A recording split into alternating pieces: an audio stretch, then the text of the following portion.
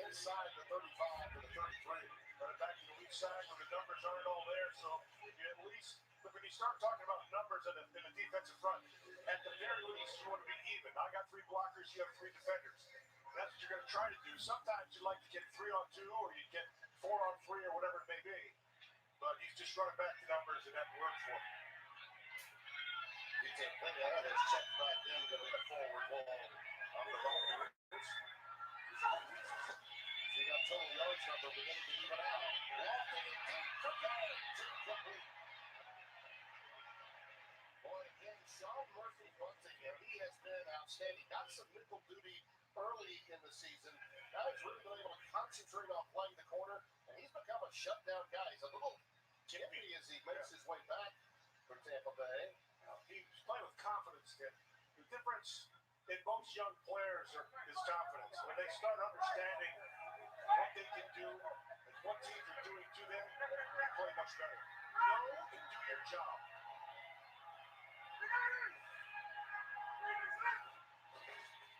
On 2nd and 10. On the dump down, it's a shallow cross complete to Justin Hardy. And he's got a first down to the 21. We've got a line flag. So we'll check on that flag, and we've got an injured Buccaneer to go with it. Well, I'm wondering, is that possibly Bunting, who was hobbled as he was coming back on that prior play? We're looking at it. Yeah, that's it. Personal foul. Number 30. Drive to the Falcons. This is weird, man.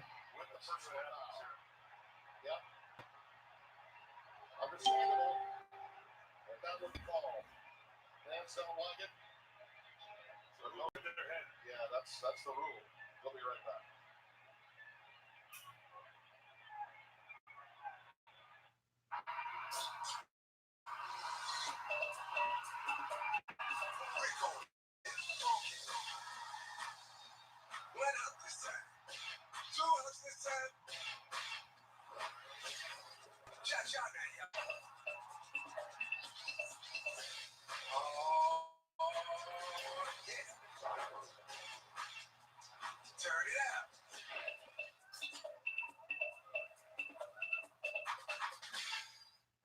At Sprint are truly a magical time. Speaking of magic, I turned my iPhone 6S into the new iPhone 11. It's true. What is going on with his defense, man? The Bucs go down there, score a touchdown, and here's the defense giving up a long drive to the Atlanta Falcons. Like, just make a stop. Like, I don't. This is weird, man. This is weird with this team, dog. Like, what's going on, everybody? It's BucosLocker. Last live stream. Last live reaction of the season. The Falcons win at 10-7. The Bucs defense, for some strange reason, can't make a stop. The Bucs go down and score a touchdown to get momentum back, and the defense give it right back to them. It's weird, man. Sleep this amazing? That's Ezekiel Pure Sea Sleep. Our liquid has a unique botanical blend, while an optimal melatonin level means no next day grogginess. Ezekiel Pure Seas, naturally superior sleep. This don't make any sense, man. It's like, wait a minute, we just scored a touchdown. Why the Bucs just can't make an out?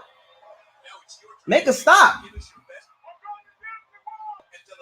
Get a 3 and it should have been a 3 and out. Got the ball, but nope. Matt Ryan go right down the field. Here we go. Like, this is what the Bucs do, man. Like, this is one of the weirdest teams I ever seen, man. Solid number 3. Last Man Standing premieres on a new night this Thursday on Fox. Week 17 continues on CBS and Fox. The NFL regular season concludes tonight on NBC. Stream games on mobile with the Yahoo Sports and NFL apps. You recall in real time on the prior play, Sean Murphy bunting, limping at Gippy, we call as he headed back. He clearly just gave out on him in the middle of that play that went for a first down.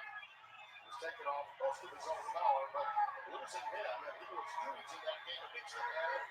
He had 9 tackles, 7 solos in week 12. That will hit the secondary. His pass is incomplete, and a lot of pressure, big time deep, coming on Ryan as he was letting that one go from William Golston, number 92. Golston Good job on the inside, getting up into his space, and maybe that ball just flutter up there. Actually gave him an opportunity to be able to get a pick if they could have got him. Yeah, he got him on the arm, which allowed the ball to really be flailing into the end zone, and a wounded duck that could have been picked off. Second down to 10. One of those.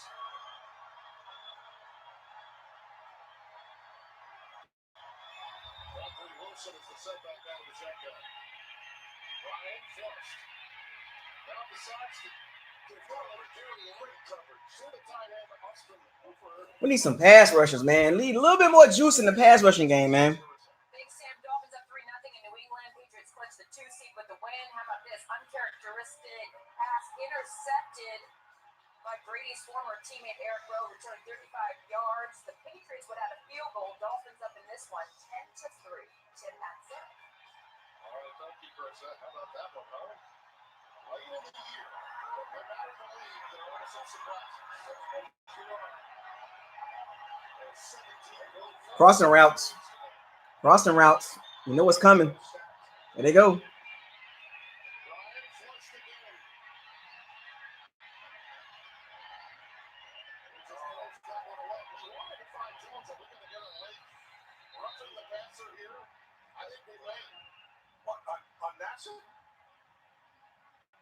Let's see here. What's that? And Dominican Sue was moving towards the boundary, and I think pushed Ryan, and this may be against Tampa Bay. Here's the coverage. Coverage was phenomenal. Watching the back of the end zone, that's excellent job. Excellent job. Number 2, look beyond the line of scrimmage, going through the pass. That's right. 5-yard penalty. Lots of ground. Fourth down. The good news is Dominican Sue really didn't push him. He got close, but did not push him. They throw that. They're quitting. Yeah, that's embarrassing. But he was over the line scrimmage, and that loses it down, and means Sue and Sapp, there's a good group. How about that? Warren Sapp on the sideline? That's a rarity. I thought, man, for some that Warren Sapp Tampa Bay organization relationship is weird, man. The Sapp and the Bucs relationship is weird. Like, you'll never really see Sapp like that.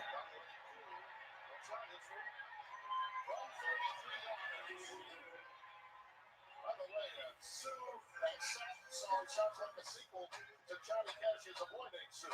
You got too many answers in that statement.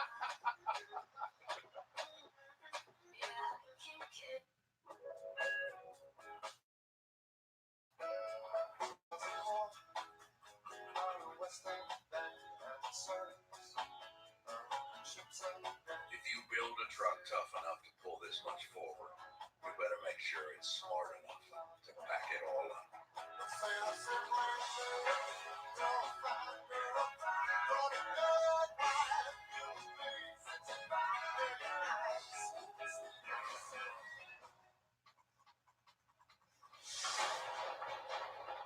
The only times that matter in this race are great ones.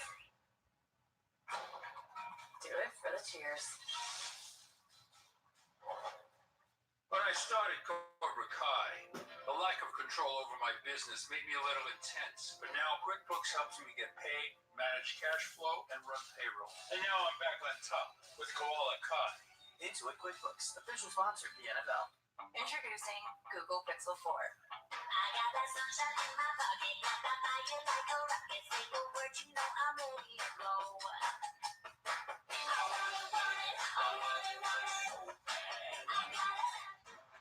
For the new sheriff of Los Angeles County, you gotta be kidding me. Sheriff's an elected official. I'm no politician. Hey, exactly what they need. Enjoy those stars while you got them. If this is you feeling sorry for yourself, suck it up. You are not a soldier anymore. You are a general. This whole city, always on edge. One person can change that. You ready? Yeah. Deputy, series premiere Thursday on Fox. Today's game is sponsored by the Ford F-150. Built Ford Tough. By Progressive Insurance. Save when you bundle auto, home, or motorcycle insurance. And by Bud Light, reminding you to keep it crisp responsibly. Bowl season rolls on tomorrow on Fox. We've got Cal and Lovie Smith's resurgent Fighting Illini in the Red Box Bowl. Catch all the action starting at 3:30 Eastern on Fox and the Fox Sports app. Loving that's a college version of Tampa Bay Buccaneers defense. We're talking about Dominican Sue and his performance so far. It's been stellar. He and Vita Vea have done a nice job of clogging the middle, but Tampa Bay now with an opportunity. This touchback will bring it out, and they have a chance now to get the lead on this possession. And Raheem Morris, one of the decisions, and maybe why Dan Quinn kept his job, frankly, is after that start, he moved him from wide receivers to secondary, and then they started sharing, he along with Jeff Ulbrich, the play calling duties on defense. Raheem Morris. Quinn just took himself out of the position altogether. That adjustment and the role it played for both Ulbrich and Raheem Morris had as much to do with Arthur Blake's decision to keep Dan Quinn as in. They did a nice job of cleaning things up. Really what they did was set the offense. Jones is in the backfield for the Buccaneers. Looking at now the sideline. He grabbed it, but I think he may have been out of bounds. Nice job of using that sideline as an extra defender. So he forced him out. But watch the effort. Perriman, I'll tell you what he's got. Let's see if he's not in bounds. There's the catch right there, control. I can't see. Yeah, he got one in. He got one in, But you got to have two in this one. That did get the other down. Great effort, though. Well, Jameis is now at 5,017 yards in passing. Crazy as that sounds, if he throws for 219 more yards today, he'll shoot from 10th place to 3rd all time on the NFL passing list. Oh, shit. That one's on the receiver, I believe.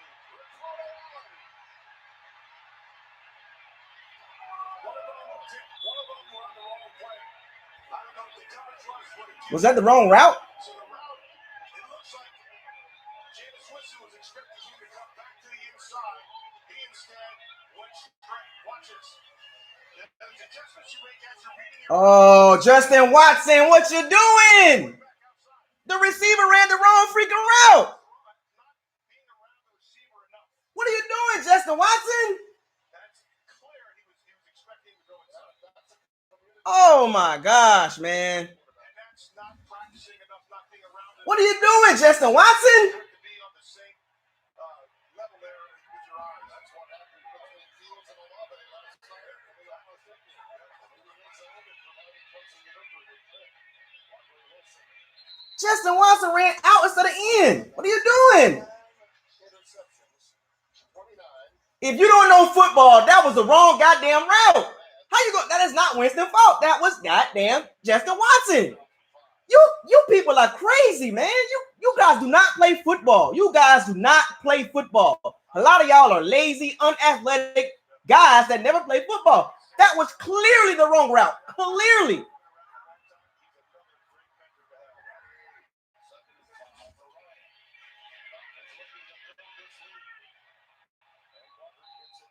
Clearly the wrong route.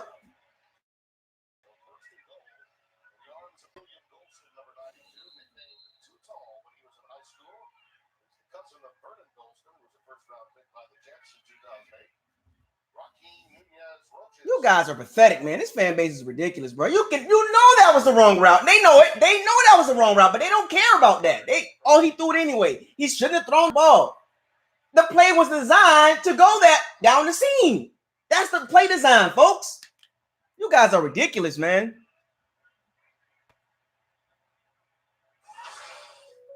So what's the deal with the app? This ridiculous, unathletic Bucs fans has never put on a helmet, never played football in their life, can sit there and try to say that was on Winston. That was the wrong route. How you not see that? Justin Watson went out instead of in. It is obvious, man. Y'all guys are crazy, man. You guys, man. Whatever, man. It is what it is. That was crazy. Crazy. The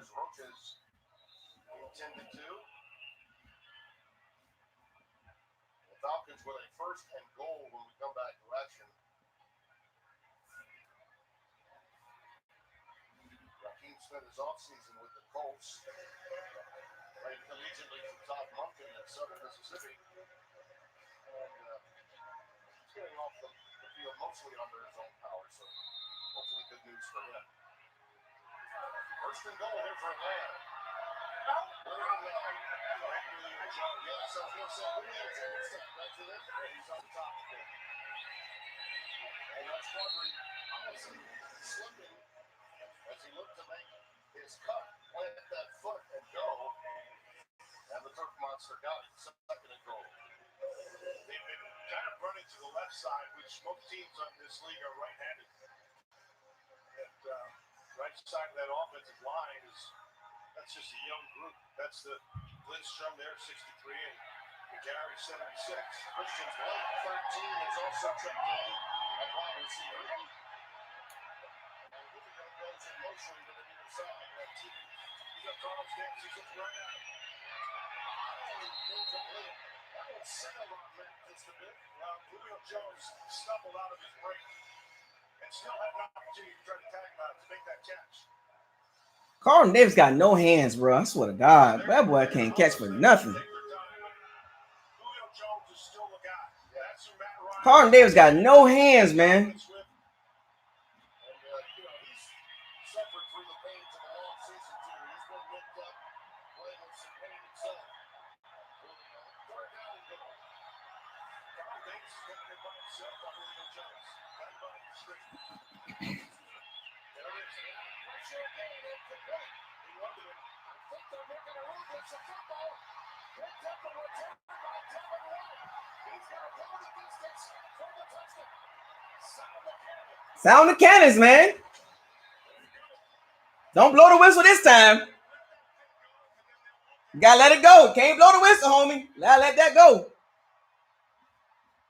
Let's see if this is a fumble. His arm didn't come through. Starts the throwing motion. Let's see. Fumble! Fumble! Fumble! Fumble! Nope, nope, nope. Nope, fumble! Nope, fumble!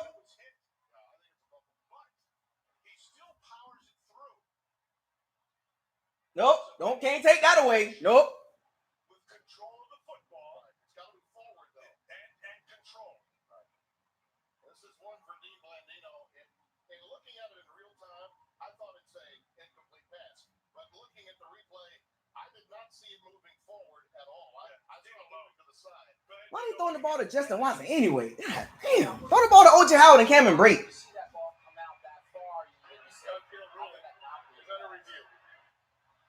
So they're going to look at it. The key is forward motion of the hand with control. Right. This is the best look. Does he have control with that hand coming forward, or is it starting to come off of his hand when the hand starts forward? It's really close. and when Justin Watson, man. Goddamn moron, bruh. I don't see enough to change it. It's so close. It's one of those where whatever they move, Can the Bucs get some more receivers, man? Good Lord, we need some third and fourth receivers, man. Right? That's what you're saying. I'm agreeing with you. You know what that means? It'll go the other way. We'll take a quick break and we'll have the decision when we return. yeah, that's what I'm saying. It's one of those moments. Yeah, everybody's still talking about interception. So let me ask y'all this question. So Justin Watson ran the correct route. I just want to see what everybody think about that. So Justin Watson don't take the blame for that. I'm just trying to figure out how are y'all seeing the football? Like, was it Justin Watson not running the right route, or Winston made a bad throw?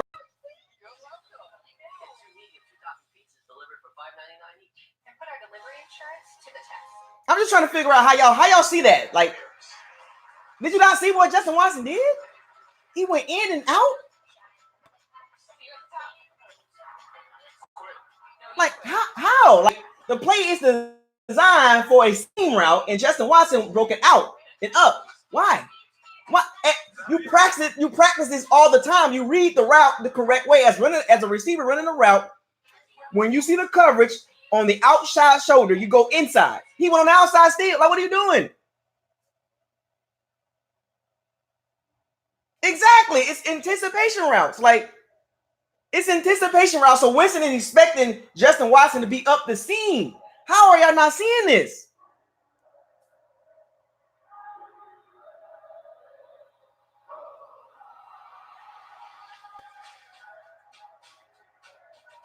You can't, as a quarterback, you're taught to throw the ball where the receiver's supposed to be. If the receiver breaks it off and do something else, 9 times out of 10, that's going to be interception. How are you not seeing this?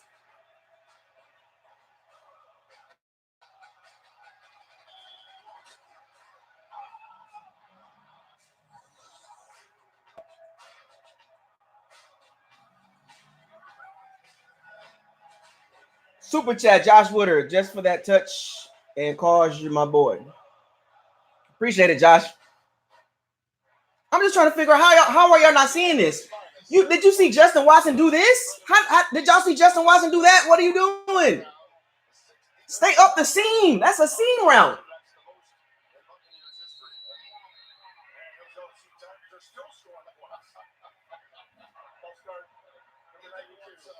I mean, I'm just trying to figure out how are you fans are not. It ain't even the commentators. Even they said it. Like the professional people that do this for a living even said it. And we got fans still thinking it's Winston's fault. Like, you guys are so one-sided. Like, even the professional NFL analyst that's commentating the game said Justin Watson ran the wrong route. But Tampa Bay Bucs fans say, oh, no, Winston threw a bad ball. How in the hell? What are y'all thinking? I don't understand some of y'all thought process, man. If it was on Winston, I have no problem blaming that interception on Winston. I have done that plenty of times. But that play right there? Are you kidding me? Yeah, don't let it go. It's offsides. Offsides on defense. Looking back at that play again, I think every rookie ref coming into this league. It's crazy. Clearly, the NFL analysts, the NFL commentators, even some of the NFL people on social media saying Justin Watson ran the wrong route, but Bucs fans think they know it all, blaming right on Winston. Y'all guys are crazy, bro. Y'all are sickening, man. Some of y'all are sickening. The hate is real, bro. It's getting bad, man. It's getting to the point where it's like y'all just want him to just do anything bad that is not his fault. Y'all still gonna connect it to him like, oh, it's his fault. It's getting bad. Like, you guys are not about winning. You guys are all about just one guy. I don't understand that. Like, it's getting ridiculous.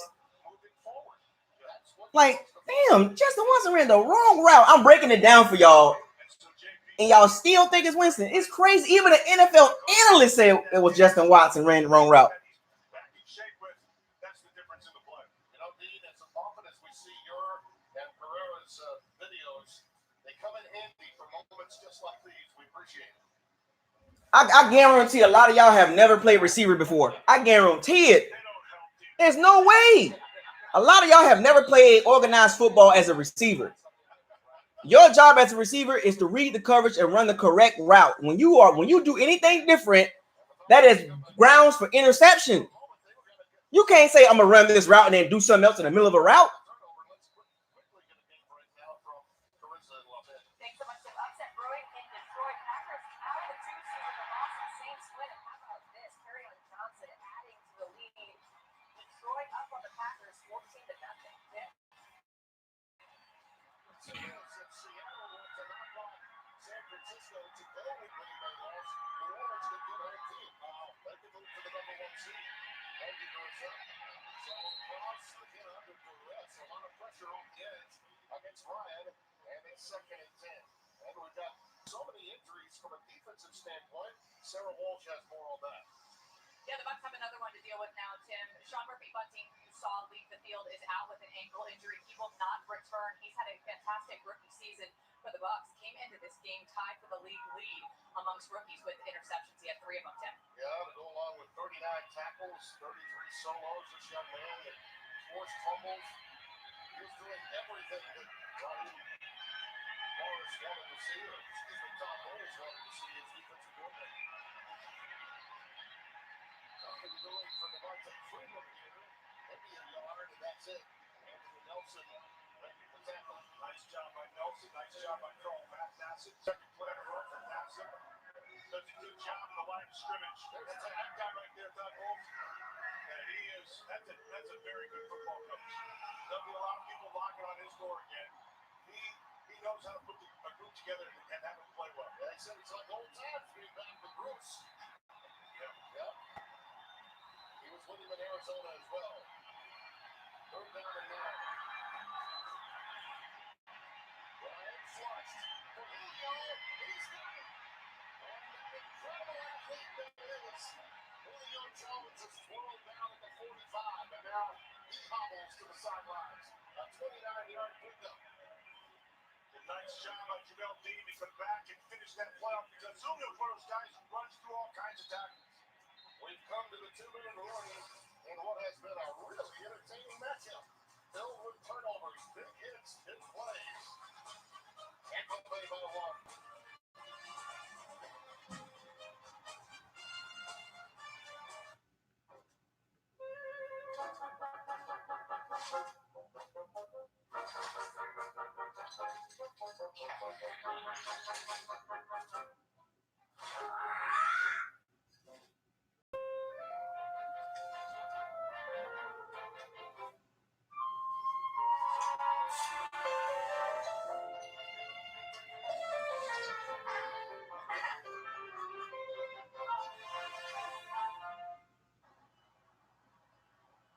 Leave no man behind, or child, or other child, or their new friend. You knew Matt Ryan's gonna throw to Julio Jones. I knew that was gonna happen. Nephews and their giant dad. Or a horse. Or a horse's brother, for that matter. The room for 8 9,000-pound towing Ford Expedition. Behold. Which one's for the TV? Try this, boss. It's Amazon Fire TV Cube with Alexa voice control. It's easy. Alexa, turn on the TV. Alexa, play Shrill on Hulu. I believe that it's defective because it doesn't.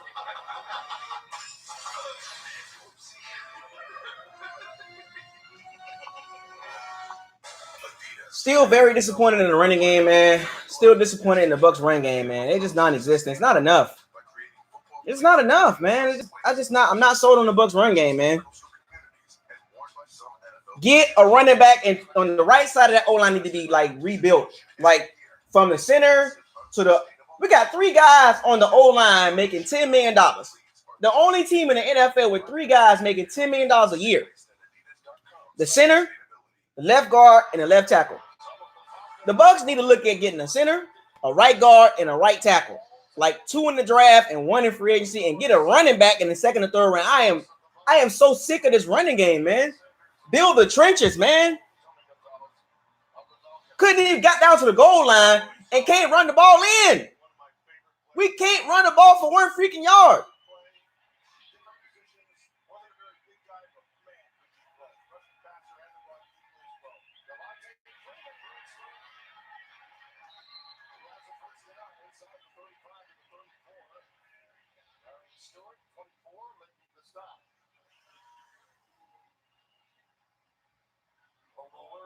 Our running game is so horrible.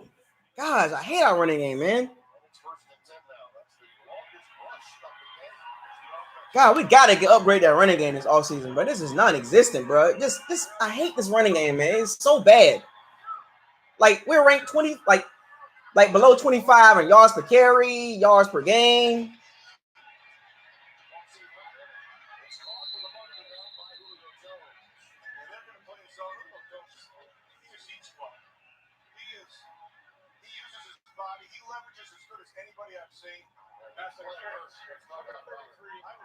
Carlton Davis is struggling, man. He's struggling bad. Carlton Davis struggling really bad, man. Struggling. Carlton Davis is struggling bad. Just double Julio Jones. Just double Julio Jones and make him beat you with somebody else.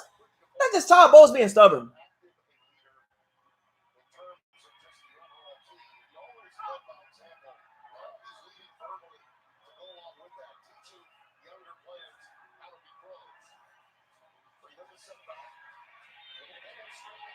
Intercept the freaking ball.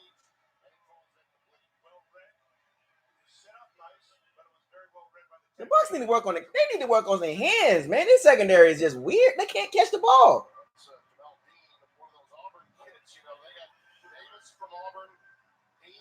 Auburn's playing a bowl game here spending a little time with Gus Malzahn while he's on hand. They'll be going up against the Rover Gold guys from Minnesota. Back in the game, keep eyes on Julio Jones in the top slot. But they've been singling him most of the time.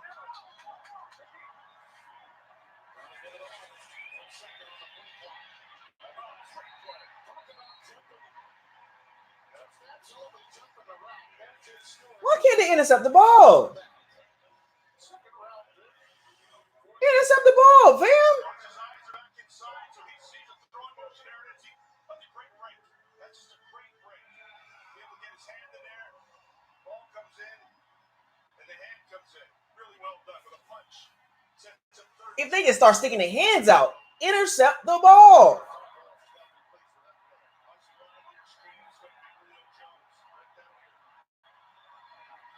Double team Julio Jones, man.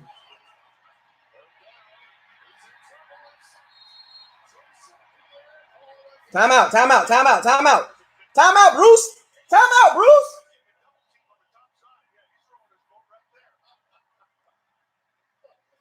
They doubled Julio on the bottom of your screen. So he sees that right away. So he goes up top. And by the time he knows he can't make that throw, JPP comes through with a really nice pass rush. Just abuse the rookie. Villa takes up two guys every time. Fourth sack of the day by the Buccaneers. And our friends from Minnesota would enjoy that shot.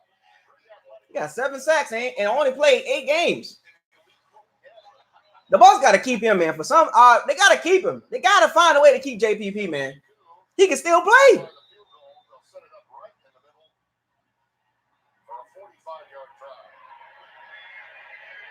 They got to find a way to keep JPP, man. Got to find a way.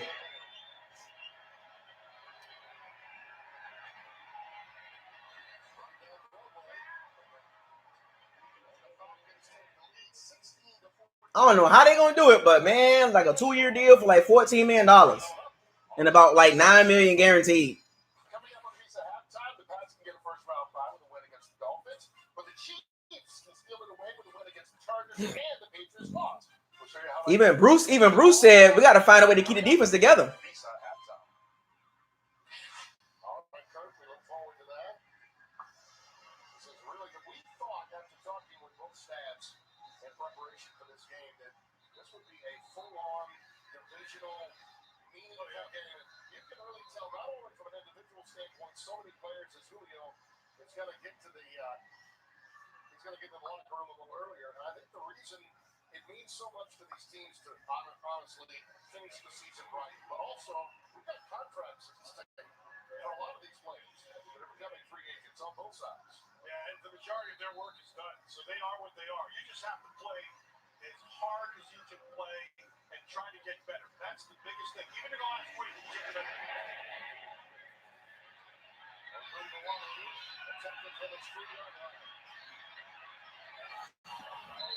Can we get a kickoff returner better than this, man? I swear to God, bro. Our kickoff return unit is so bad. I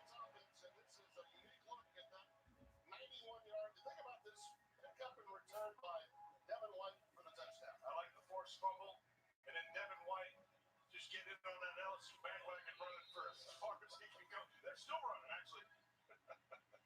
Kick return game is so bad. We're talking about linebackers all over the place.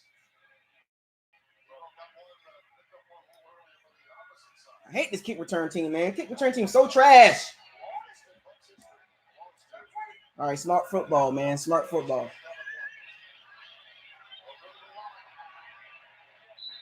Come on, Wale.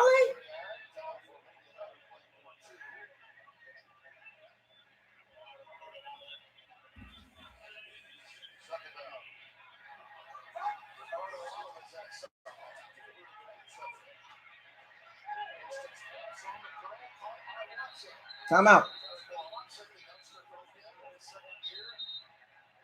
Yeah, Watson been in the system, been with Winston for 2 years and still can't run the correct route.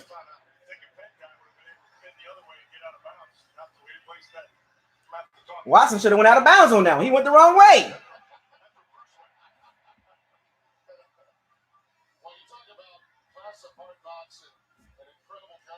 Watson, man, understand where you're at in the field, fam.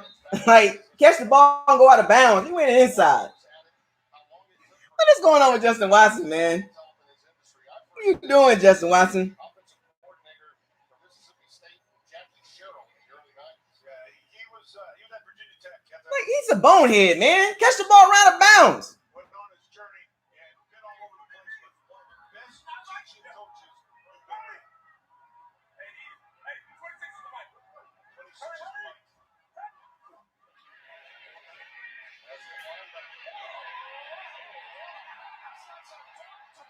Jameis Winston's a beast. You crazy? Man, y'all, I'm gonna chill. You guys are tripping, bro. Andy Dalton, get out of here. Teddy Bridgewater, get out of here, man. Look at that. That's a beast. That's a beast. Andy Dalton. Oh, we want Andy Dalton. Oh, we want Teddy Bridgewater. You kidding me? Teddy Bridgewater, Andy Dalton can't make those throws. Period. No Phillip Rivers. No Andy Dalton. No Teddy Bridgewater. No.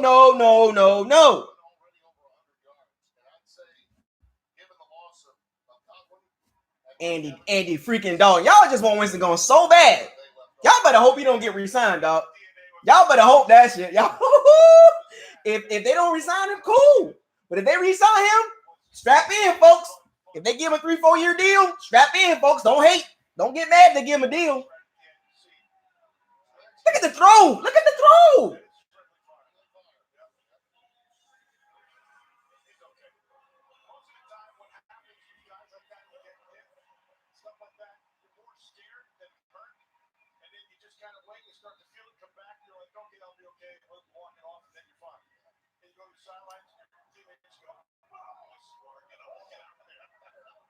What? Go to the tight ends. Where's OJ Howard? Where's Cameron Brate? Oh, Justin Watson, bro. What the hell, man? What the? God damn, Justin Watson? Jesus Christ. Justin Watson, man, what are you doing? What is this dude doing, bro? He's a bonehead right now. Jesus Christ. You gotta get rid of Justin Watson. What are you doing out there, Justin? Get your head in the game.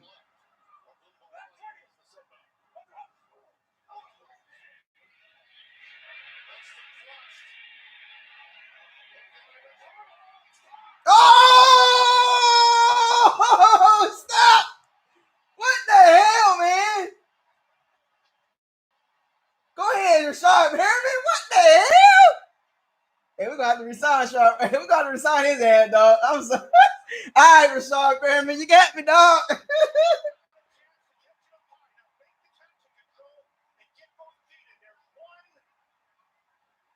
Yep. Rashad Perriman, dog. Rashad Perriman. All right, dog, you got me. I apologize. My bad, dude. I was on you, bro. I didn't like it at the beginning of the season. My bad, dog. My bad, Rashad Perriman. My bad. That's my bad. I'll eat some crow on that. My bad, Rashad Perriman.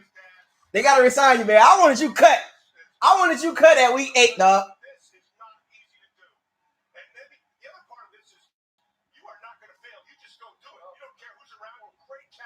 He's using his hands a lot too. That's just remarkable.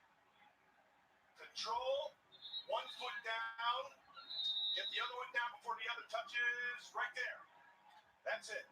That is a catch all the way, and they're going to go for 2. Rashad Perriman, dog. Go ahead, man. I'm fucking with you, dog. My bad, dude. My bad. Hey, I wanted you cut my dude. Hey, you my dude. Now I'm about to get your jersey, fam.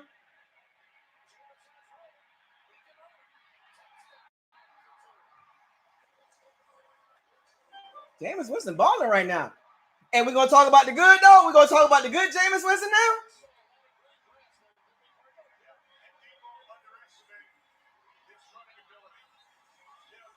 The Falcons lucky they got 16 points.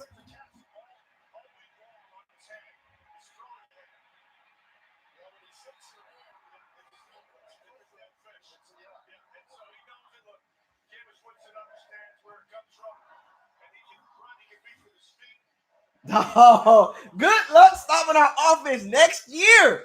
Next year, we're going to be a super duper problem, super duper scope. I'm trying to tell you, do you believe in a parallel universe? I do. He making Rashad Perriman a lot of money, dog. Rashad Perriman got confidence, man. See, as a receiver, for those of you that have never played receiver before or never played football in your life, confidence is a very big deal. When you get confidence, you can do a lot of stuff, whether it's taking tests, playing football, completing a job, lifting weights. When you got confidence, confidence will show so much, man. When you playing with confidence, when you're doing something with confidence, it shows.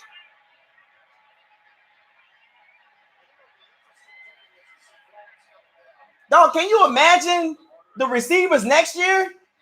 Scotty Miller, Rashad Perriman, Mike Evans, Chris Godwin. Who is going to stop that? First down.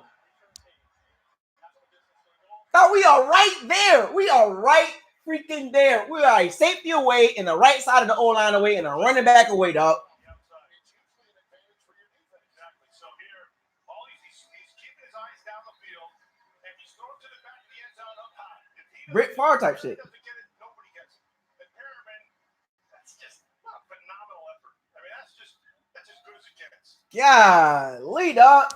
Really well done. They'll take the knee here. We had an awesome first half. We're going to get more of it in the second half because of this. Dog, we are so close to being a 11-12-13 win team. I said the Bucs was going to be 11-5, 10-6. Dog, I was 2 games off. 2 games off. And those 2 games were the Titans, the Giants, or 3 games. Dog, we were so close being a 10-6, 11-5 team. Dog, think about this, folks. The Giants game, the Titans game, the Seahawks game. Dog, we had those games.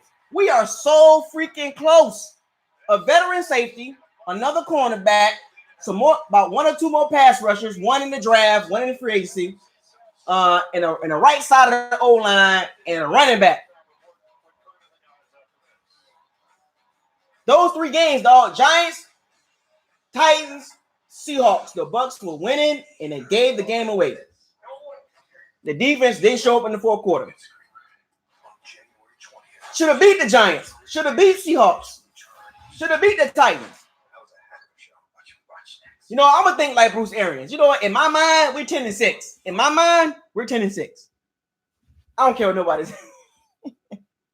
But shouts out to Rashad Perriman, man.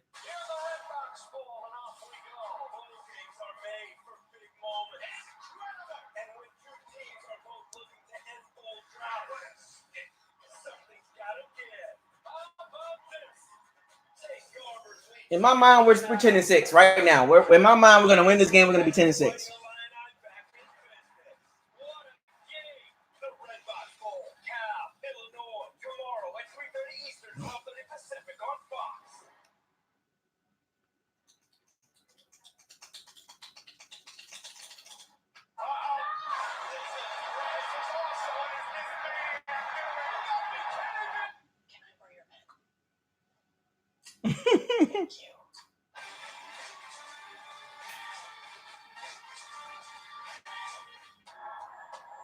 This is a sport of the people.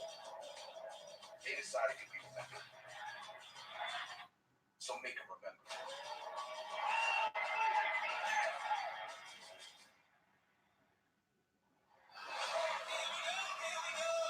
It's my turn to make history.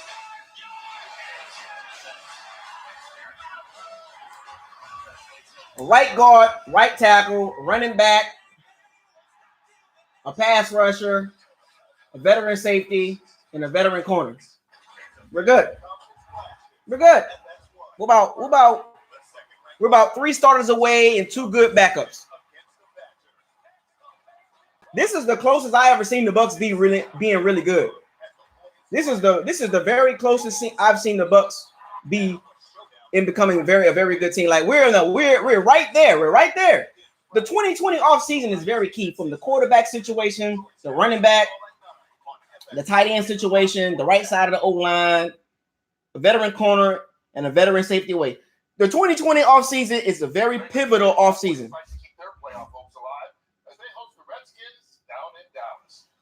NFC East rivalry is one you definitely don't want to miss.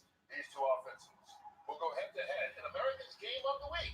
Make sure you stick around. Our coverage is right here, 4 o'clock Eastern Time, only on Fox.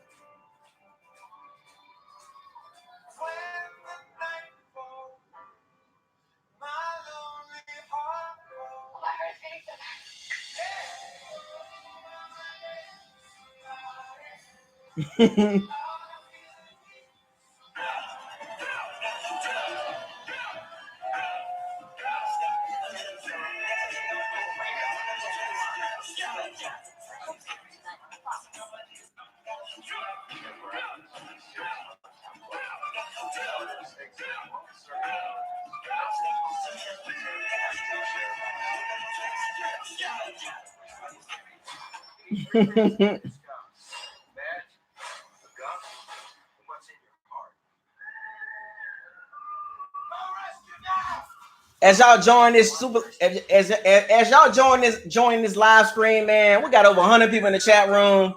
Make sure you like this live stream. We got over 100 people in the chat room. I appreciate all the love. 22 likes and over 100 people in the chat room. What are y'all doing? Y'all acting like Ronald Jones out there. You're acting like Justin Watson in the chat room. Why are y'all not liking this live stream? We got over 100 people on this live stream. What are you doing, Justin Watsons and Ronald? You got a bunch of Ronald Joneses and Justin Watsons in there, man. What you doing? This is unset. What are you doing? What are you doing? You guys are acting like DeMar Dotson right now.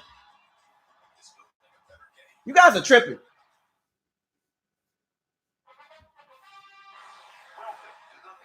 I want to see what the halftime show people going to talk about. After walking into the Visa halftime, neither team headed to the playoffs, but a pretty good ball game going down between the Bucs and Falcons. Green Bay's going to the playoffs, but will they get a first-round bye? They need to beat the Lions to guarantee that. Big victory against the Vikings the other night by Green Bay, but Aaron Rodgers there, you saw him earlier. Watch this trick play. Danny Amendola takes a reverse, throws it back to the quarterback Blau on a 19-yard touchdown. Little trickeration there, 7-0 at that point. Now 17-3. Green Bay awfully flat in this game. Detroit taking advantage. Same thing the Panthers, Drew Brees. You want to watch great technique? Watch this guy. Well, don't watch him there. He just hands it off to Alvin Kamara. Good handoff technique. But good high release. Brees has great footwork. Always gets his body in a position to be accurate. Set his feet. High release. Accurate as all get out. Finally, Jared Cook, 21-yard touchdown. Impressive first half of the Saints. 35-3 on top of Carolina. Then, of course, the Dolphins are going up against the New England Patriots in New England. Brady back.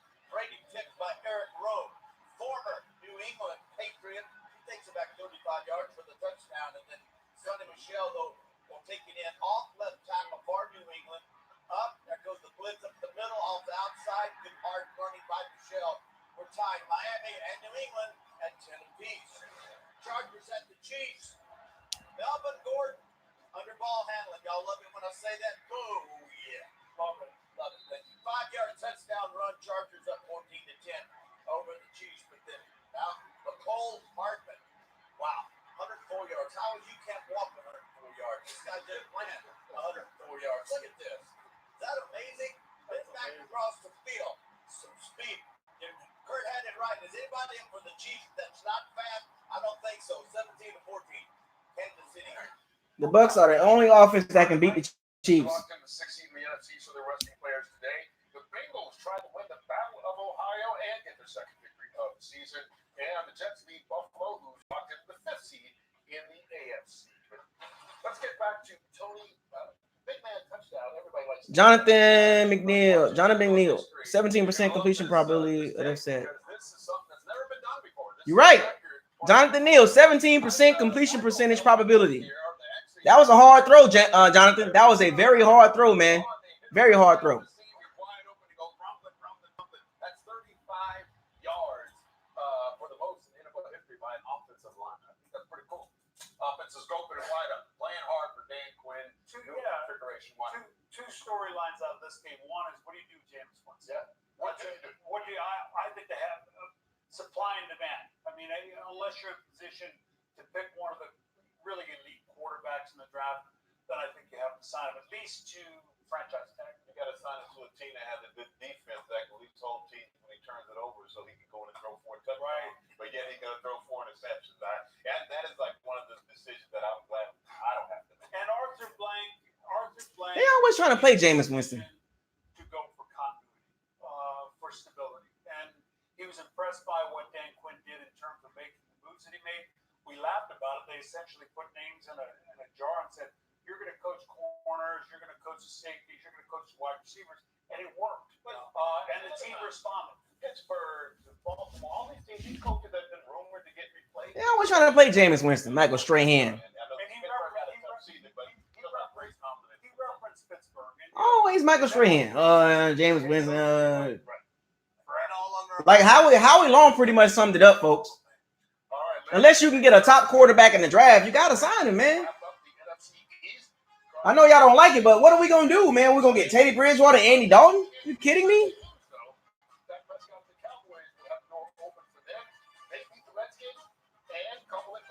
What? Fox do not like Jameis Winston either. Jesus Christ. And they, they didn't even bring up the 5,000 yards for Jameis Winston. They was like, what are you doing here, man? I don't know. He's doing a lot of interceptions. They got to figure it out.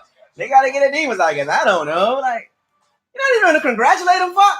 God damn. Like, he just broke 5,000 yards, and these dudes on halftime show didn't even bring it up. It's like, damn. Like, y'all hate him that much?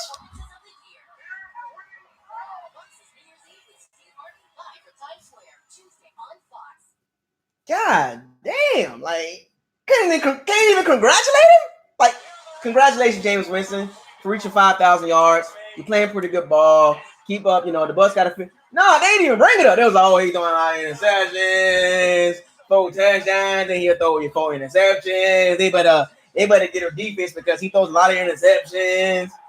God, that's your take on Jameis Winston?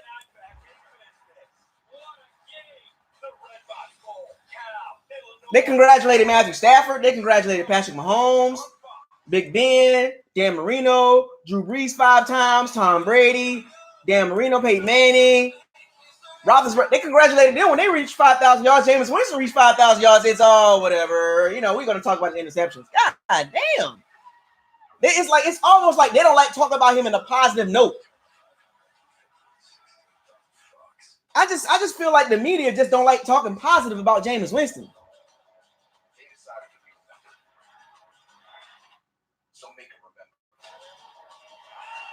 They mentioned a right tackle catching a touchdown versus Jameis Winston throwing 5,000 yards. How is that more important than Jameis Winston throwing 5,000 yards?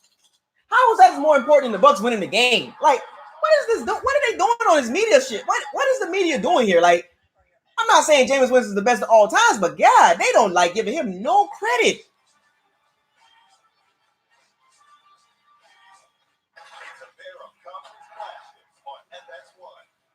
It's like every time they talk about Bucs, it's always this interceptions. They never talk about the positive stuff. I'm getting sick of that crap, man. God damn. Can't even talk positive about the man. God damn. College hoops doubleheader begins Friday with Wisconsin, Ohio State at 6:30 Eastern. Georgetown, Seton Hall at 9 on FS1 and the Fox Sports app. Can't even talk positive about Jameis Winston chain. Negative. They're negative Nancy's for real. God, bitter Nancy's for real. Like, they just reached 5,000 yards. 7 quarterbacks prior to him did it. That's not a big deal. Oh my NFL history here. You want to talk about a tackle catching touchdown? Not here.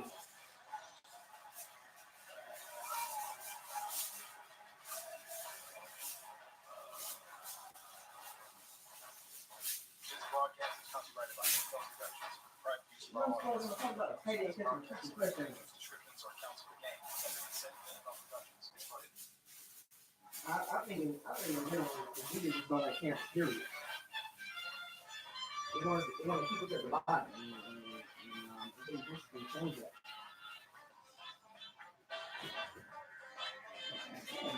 I'm just talking about a tight end catching a touchdown and not even bringing it into 5,000 yards. God damn. What you gonna do? today's game flow brought to you by Progressive. Here in Raymond James Stadium, Tampa Bay, and Atlanta putting on quite a show. You can talk about all you really want to talk about in terms of offense, defense, and special teams. And we certainly saw plenty of that in the first half. No doubt about it. There's no question. Look, we went this game off and we said, look, you're going to have the number one and the number three passer in the league. And that's exactly what we got. These offensive formations are one play action on the team, the one the team likes. We saw all that in the first half. We're going to see the same thing here in the second half.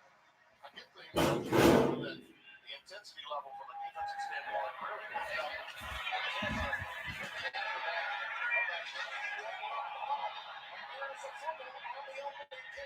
Wale, man. Get somebody. Oh my gosh, bro. Why can't we get somebody better back there, man? Wale, fam. Come on, dog.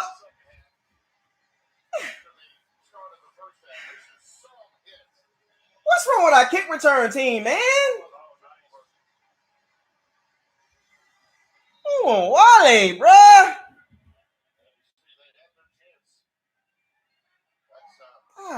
He is so bad. Wale gotta go. What did they see in this guy? What do they see in Wale? Every time he's in the game, something bad happens.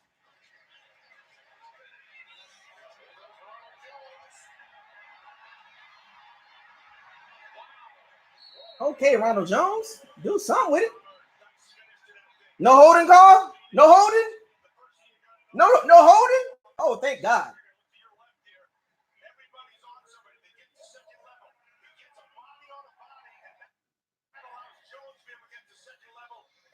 No holding, thank God. That's 33 yards before the tackle by Ricardo Allen. Ronald Jones, best run of the season. When he gets going, he's got good speed too. I want to see more. I want to see more. More. Are you the same animal, different beast? I want to see more.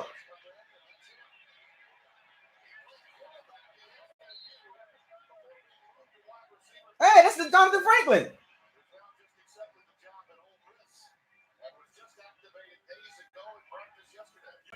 You want to get Bruce Arians excited?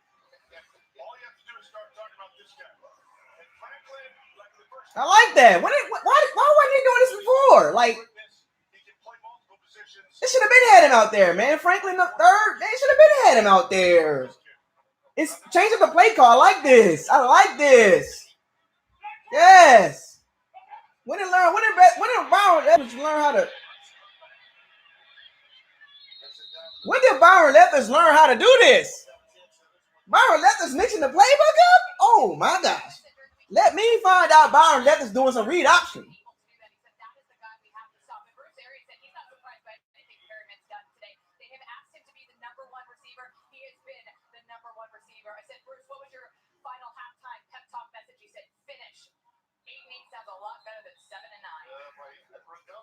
Redundant with that line. Not only that, he said it a number of times.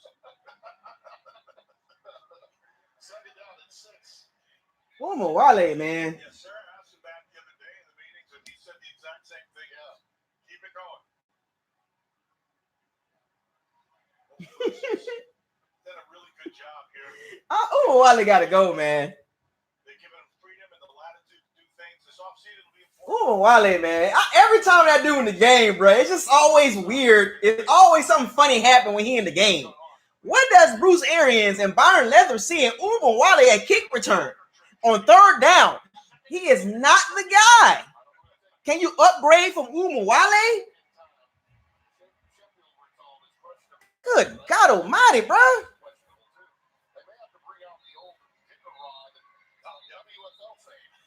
Can't stand Wale, bro. And they got him they got Wale as a captain. How? What has he done?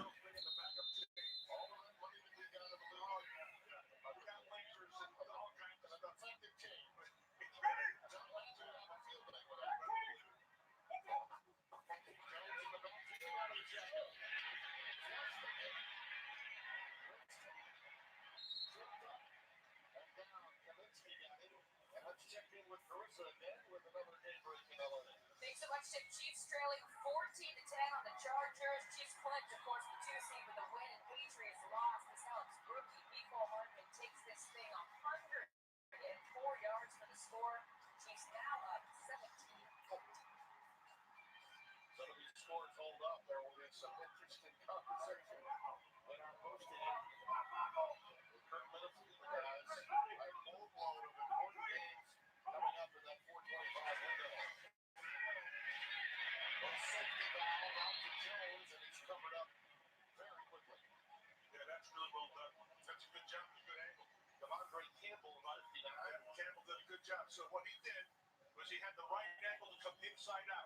so when he put the brakes on, he wasn't the run right pass, but because of the angle that Campbell did, he was able to make the tackle right there. Really well done. So this now will be a 44-yard drive for Matt Gay. Well, that's cool. It's a good drive. To extend the lead by 9.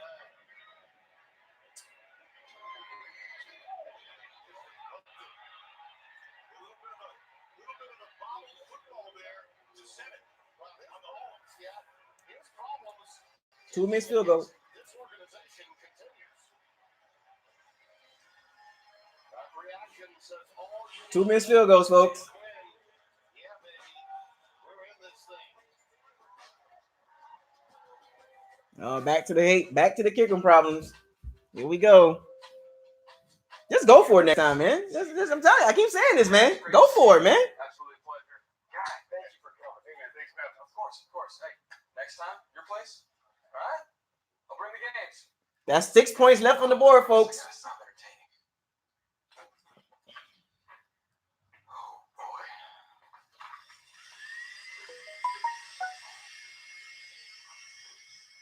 Animals. Wish you had a battery that lasted longer than lunch. Yeah. Order up.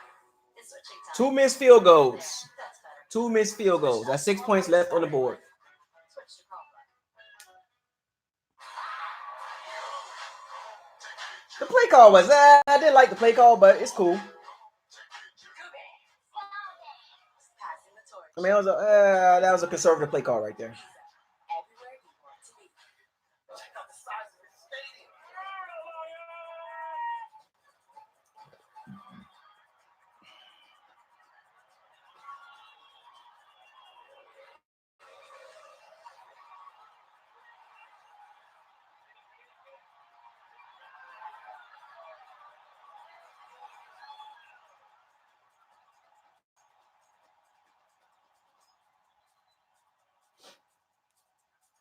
I'm here to bring some old school romance back. Same dance, but separately. I'm hoping for sparks right off the bat. And they won't meet until they perform it together on a very big first date. Oh, the kicking game come to bite us in the butt, man. Tonight on Fox. 2 missed field goals, man.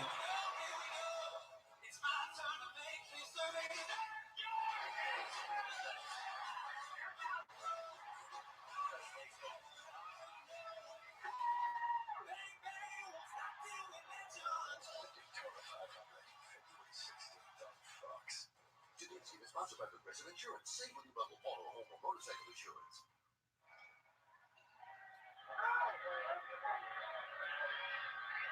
22-16 our score. Ball at the 34. On first down. Pitch to Hill. Go back to that midfield goal. Commented going to break, but there was a problem with the hole here. Yeah, that's Brad Pinion right here. He's a punter. And so watch this. So it's a little flub in the football, and then he gets it straight. Now, does it affect the hold? No. Does the hold look good? Yeah. Except it messes with the kicker's rhythm. I don't like our kicking game at all, man. Field goal, especially the punting game is bad. And that little bit pushes it to the side. God damn, boy. Look of disdain from They hurt. upon all season long. He's performed admirably. Second down and 7 now. Boy, that scares me with Jamel Dean, bro. That's the tight end. Snyder. He goes.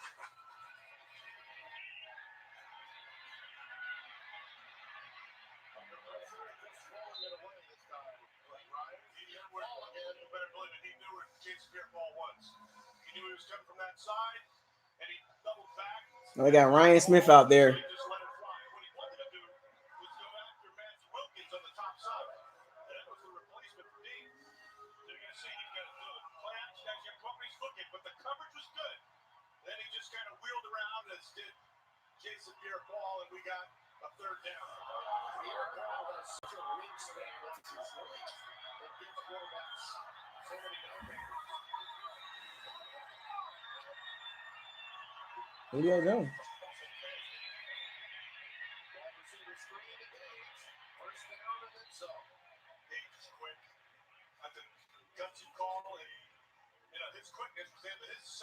on that thing is what gave him that first out. Really a great move on the inside. But watch Gage. There it is right here. And he's going to take this move right here. Boom, right there. That's the difference in the play. A really good block by the tight end, Jaden Graham, too. The winner of the game by the tight end. And touchdown catch in the lead. Ryan over the middle, and it is caught by Hooper. He stopped right at the line to make 11 yards and a first down. Hoop does a nice job of coming back underneath. They cleared everything out. Julio Jones. Julio Jones ain't right.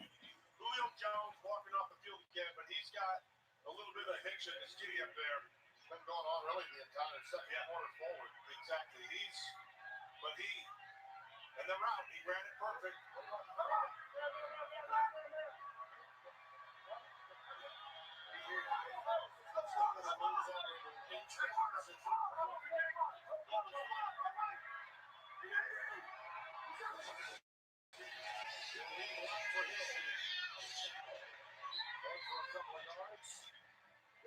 Barrett with the stop, touched on the hits in the beauty up. This was late.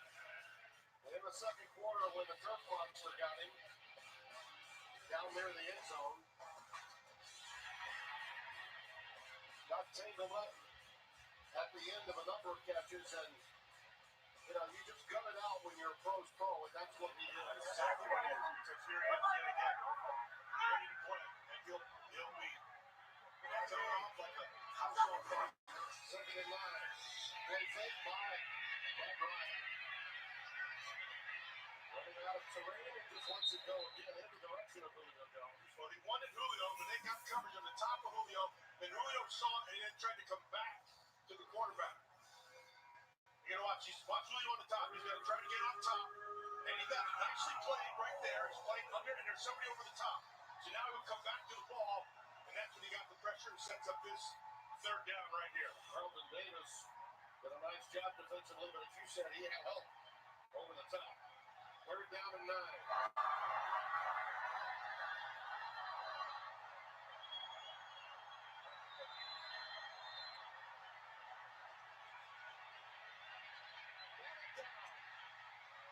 I believe that may have been Sue. His name is Sue. How do you do? We got to keep this defense together, man. Bail the kicker out again, man. He's just a powerful man.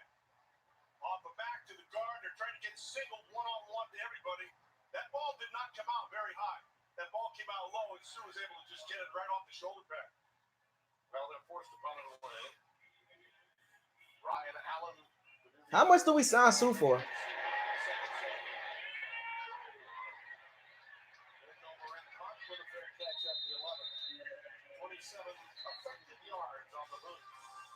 Bail the kicker out again. Bail the kicker out again, bro. That kicker get 6 points left on the board. Can the Bucs just go down there and score a TD? Put the game away. So it's simple and transparent with a new level of privacy and security. It lives here and here.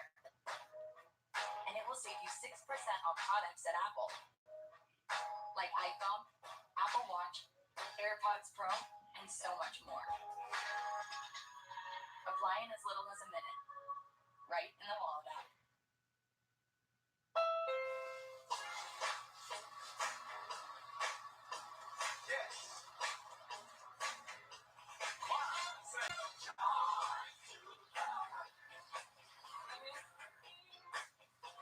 Don't stop clapping now.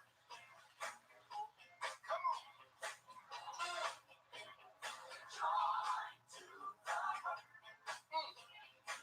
Somebody say joy one more time.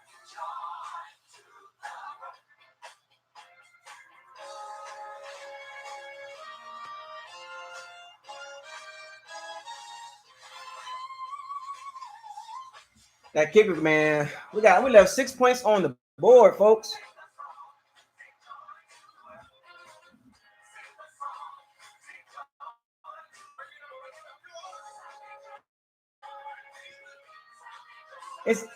Where is OJ Howard? Has anybody seen OJ Howard? What is he doing out there? They're not even throwing him the ball, fam. They're not even throwing O.J. Howard the ball or Cameron Brate. I hate to say this, folks, but I don't think Cameron Brate coming back. And then there's a probability that O.J. Howard get traded, man. Gordon's back to fix America's worst restaurant. Season 10, and he's lost his appetite. You don't look like you haven't killed anybody. 24 hours to hell and back. Tuesday, January 7th on Fox.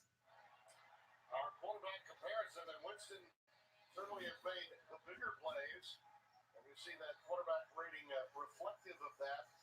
The Ryan fumble, while you could dispute it to some extent, I know Matt, we felt as though his arm was moving forward, but the call on the field was one that was not going to be. What is O.J. Howard doing, man? Matt Ryan has been really flush from the pocket quite a bit, and Julio Jones not being completely healthy is that makes a big difference. On first down.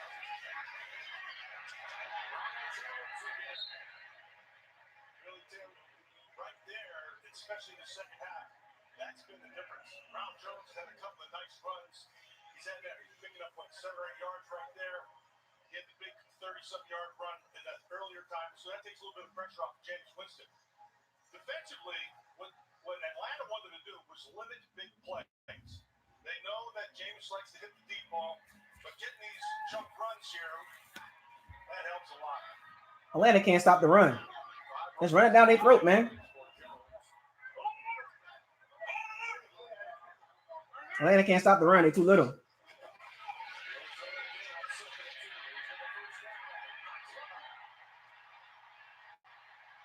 They can't stop the run, folks. Run the ball. Run it. Run it. Run the ball. No holding. That's good.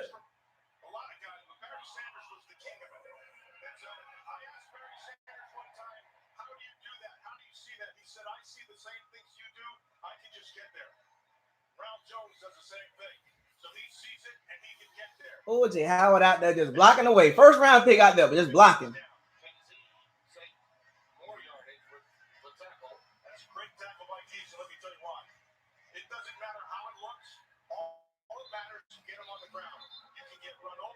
Stomped on, it doesn't make a bit of difference. He needs to get to the ground, and he did that. 12.2 per carry after that 30-yard run. 6 rushes for 74 yards. Keep running. 100-yard game.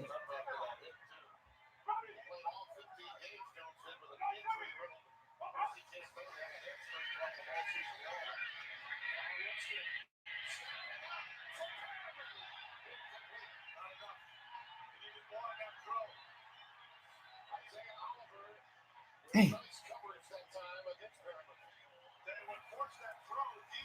Hey. That was close.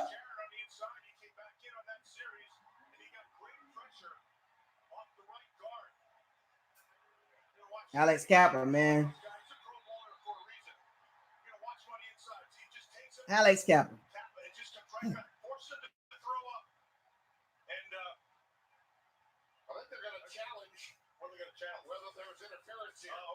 Oh, interference, homie. Yeah, interference. Yep. Rojo going over 100 yards today. Let's go. With employee pricing for all, the greatest gifts are found in a store. Get him in the face, man. Can't do that, fam. Snow. Can't do that.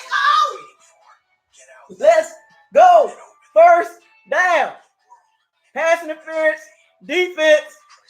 15-yard automatic first down. Just get $3,906 below MSRP plus $750 Chrysler capital bonus cash on select 2020 Jeep Compass models and dealer stock.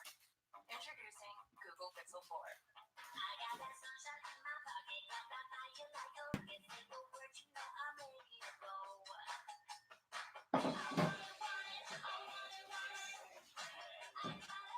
Introducing McDonald's Bacon Barbecue Burger. Here for a limited time. Made with 100% fresh beef and crispy applewood smoked bacon.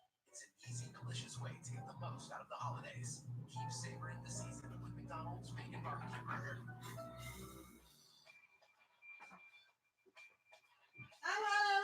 Life doesn't update you about your credit card, so meet email. Now we want to see the catches things that might look First and how down. what's in your wallet?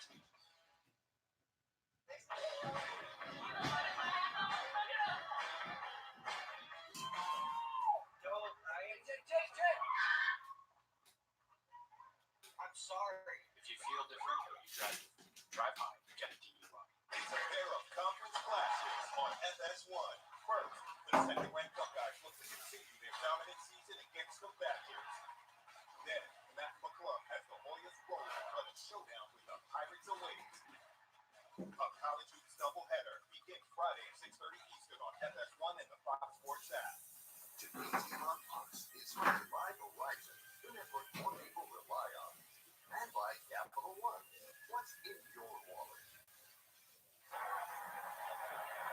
And it's pass interference on number 26. Defense. Front line.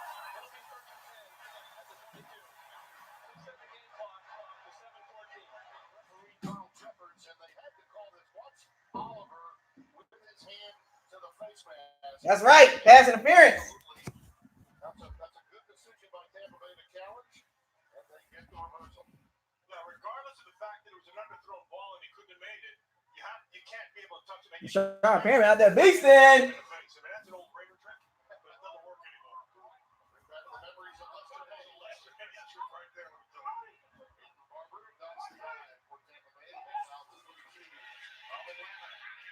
Winston running out of time. And then throws it away.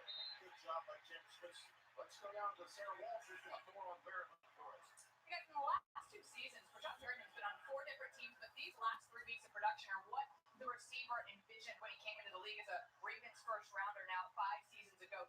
He says the Bucs give him the freedom to be him. And Jameis said while Evans and Godwin are the workhorses, it's been BP who's intentional about working with me every day after practice and getting those extra reps. And you're seeing that connection between Winston and Perriman now. I'll say, no doubt about that. James playing with a bunch of guys that's not even number ones or number twos.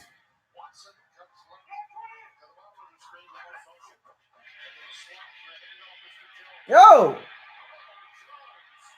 Well. Ronald Jones. Mr. Big Pun. Appreciate the super chat, man. McCoy was our prop. Yeah, McCoy was soft, man. He was too soft.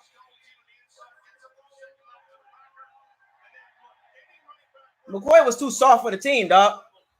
Losing culture, man. He didn't exuberate like positive energy. Like he was too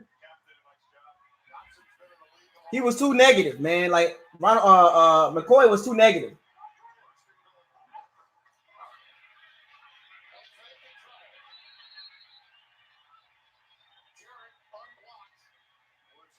Boy, oh line, good lord.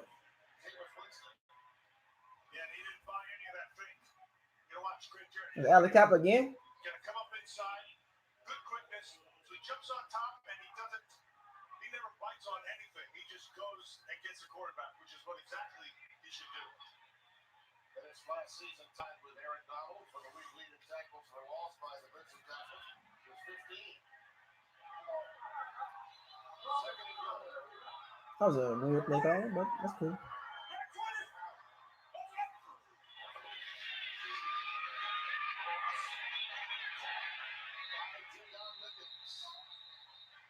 Stopped at about the 8.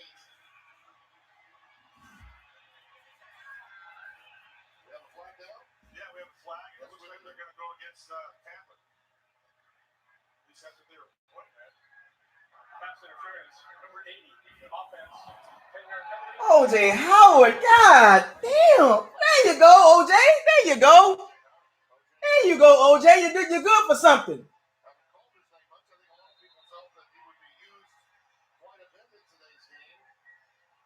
They're not even using OJ Howard, man. Fucking OJ Howard's trash, man. Get rid of that dude, man. Negative. He another negative. OJ Howard is another negative. Another negative guy.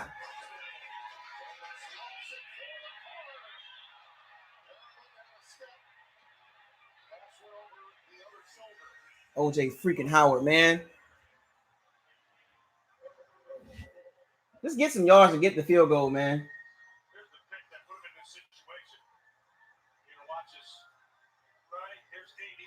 See, and they're calling out a pick because he's blocking before the ball's in the air. Yeah, I see it. And you know what? It's a little ticky-tack. Yeah. But it was a good call. It's you're not going to convince Bruce Arians of that. Look at OJ Howard, man. Third and goal from down the 24.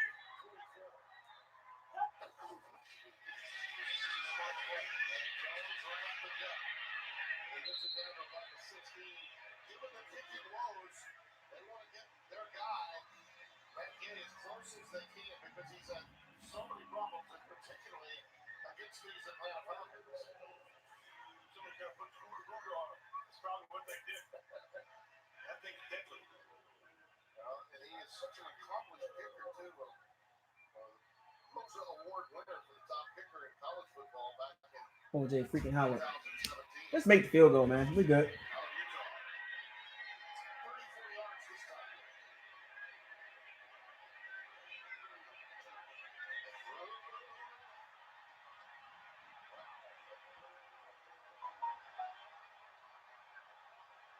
It's beginning to pile up on that game. I thought for a moment this could be a iron on kind, but it was an air ball. It ain't quite like it. Timeout.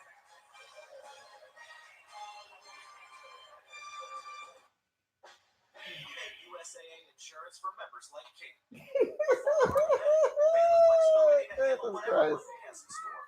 9 points. Wait, Jameis. Jameis. Like, there you go, folks. We have a new problem, folks. Kicker again. We have kicking problems now, folks. It's official. We have kicking problems. Okay, it's cool. That's not good, folks. That's not good. That's 9 points left on the board. We have a kicking problem now, folks. It is bad. I mean, Matt game, Giants game, the Seahawks game, a couple games ago, and now this game. That's not good. The Bucs got a problem. I was trying to be cool with it now, but we got a problem. Another kicking problem. Virtualize their operations and build AI customer experiences.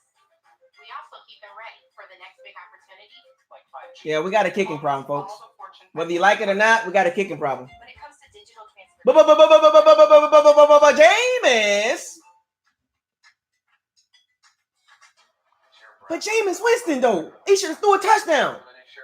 OJ Howard, Matt Gay. What do? Justin Watson overcoming some bad playing, man. You are not a soldier anymore. You are a general. This department has lost its way. Enjoy those stars when you got them. I will.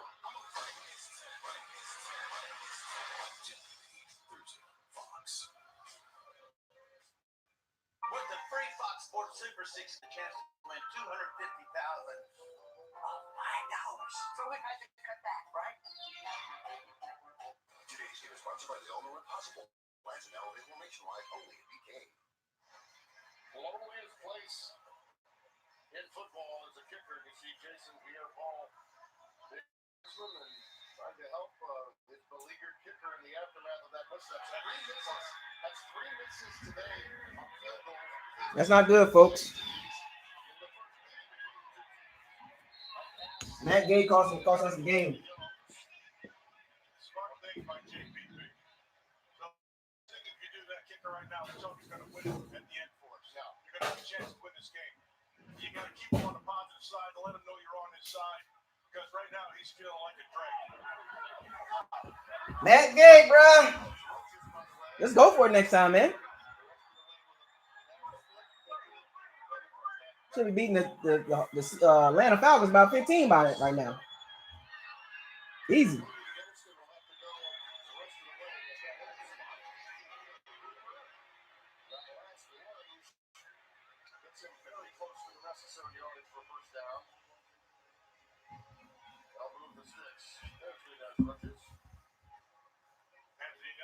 It all started with the OJ Howard pass interference. It's just a downhill spiral, folks. When it's bad, it gets bad. Like it's a pass interference, OJ Howard, missed field goal. It's just boom, boom, boom, boom. Right, back to back. Started with the OJ Howard pass interference.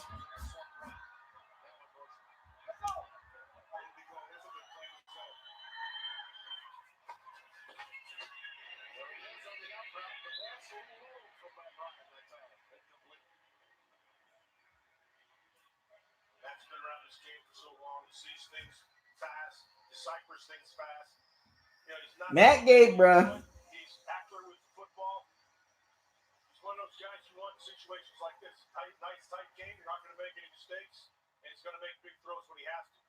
And the guy he knows he has to get the ball to, and everybody else knows too, is Julio Jones, sitting in the slot. Second down and 10. Here comes the motion. Same play again.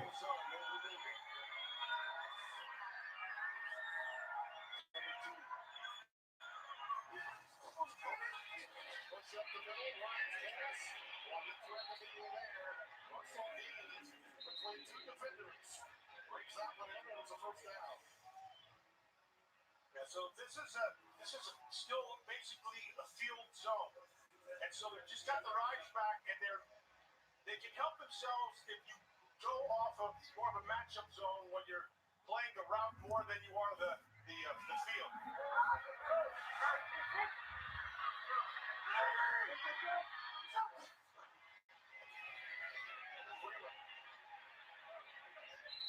Jimmy Bugs is running into Bucs territory again to 5. Curl massive with tackle number 94. Yeah, they came with a blitz to the front side. And he sees it right away. There's an unblocked blitzer, so he cuts it to the backside, and there's nothing back there. So it sets up this second down. Here comes 6, second down and 4 coming up. Now, did y'all know Matt Gay has missed 13 kicks? 13 kicks, folks. He's missed 13 kicks.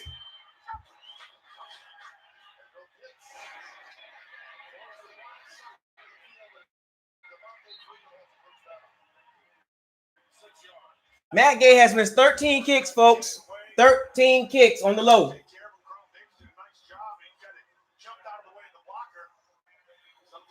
You might have to cut him, man. You can't play games like that. You know what I'm saying? Like if you got somebody that's not playing how they're supposed to play, man, you gotta find somebody to replace. You gotta be able to get rid of people that's not performing. He's missed 13 kicks, folks. 13.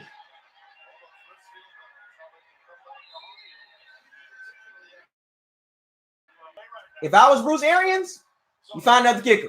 You can't play games like that, man. You can't. I don't care. He was a 5th round pick. Find another kicker. You can't play games like this, man. He's just a big play waiting to happen. This Falcons team in the second half of the season, after starting 1-7, began to run the ball a little better. They don't have to run it a lot, but they got to run it some. Freeman providing an edge to the game. He's getting a little help from Brian Hill. Set up a tight end screen to Hooper.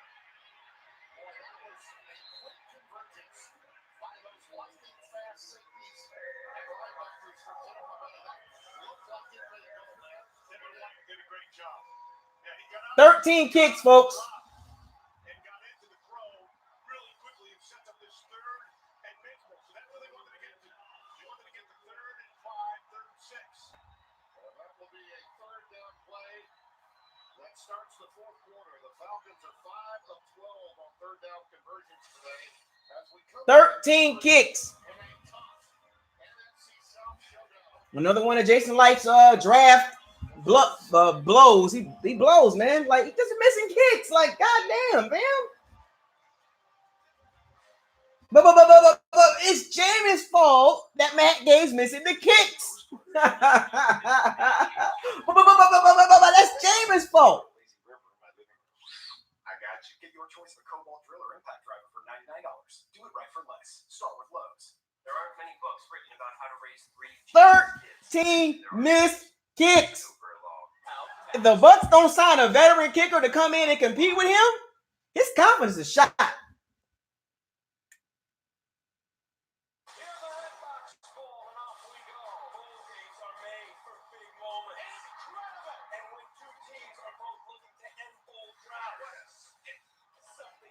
Oh, Jason Light love drafting kickers, man. Just sign a veteran, man.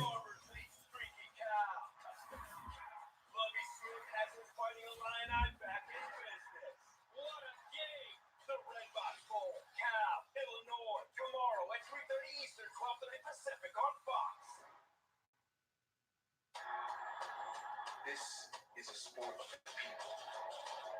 They decided to be remembered. So make them remember.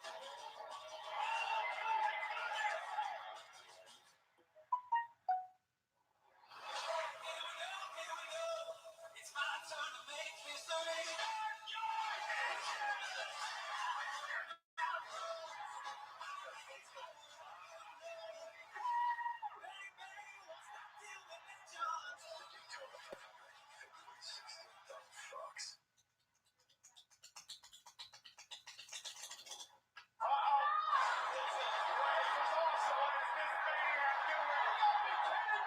Can I borrow your pen?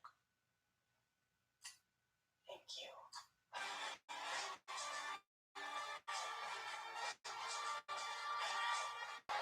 This field goal is the story. Otherwise, Tampa Bay threes. Now, as you mentioned, the bad hold off a tough snap for the holder to deal with on one of those three occasions. But still, that's 9 points. 9 points. If you take away, and the opportunity for Atlanta is clearly wide open as we start this quarter, 3rd and 5.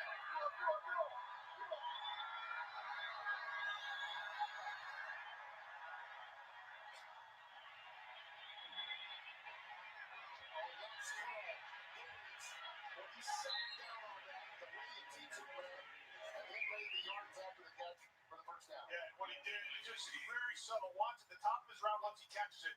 Watch the defender. He's going to go to the top shoulder. Watch this, just this little bit. See that little bit of hesitation? Makes you think you're going to go turn the other way. And that's where the aiming point is, and he comes back underneath. Well done. 1st and 10 from the 28-yard line. All those offensive guys are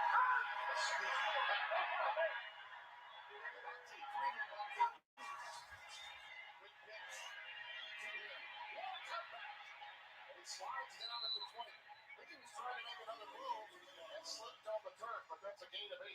Yeah, I want you to watch how he's going to run with this. So what they want to do offensively, they want to try to get you playing sideways. You run sideways, I push. You stretch, I come back inside, which is what he does right there, right inside of Golston. And now he tries to make another that way, and then they come back. Came into the game with just under 600 yards rushing on the year and a couple of touchdowns. Florida State. Brown and Joy, Devontae Freeman. Stop a yard shy of the first down this time. Good penetration by Patrick O'Connor, number 79. Anywhere the Namakan normally would be playing. Originally drafted by Detroit.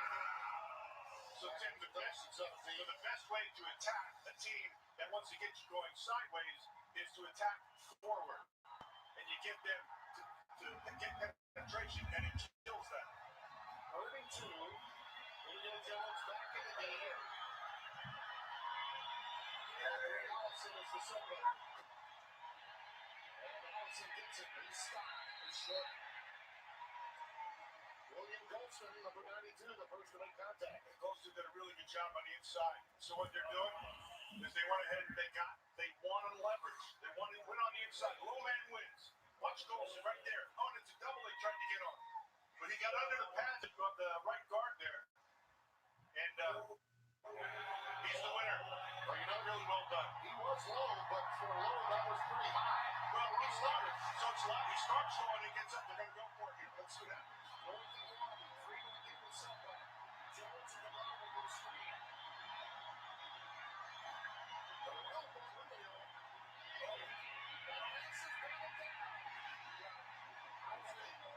Yes, it was. Michigan State.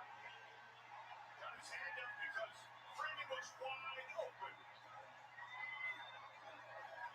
The Buccaneers defense rises up. Bailed out Matt Gay again. No. Bailed out Matt Gay again. God damn.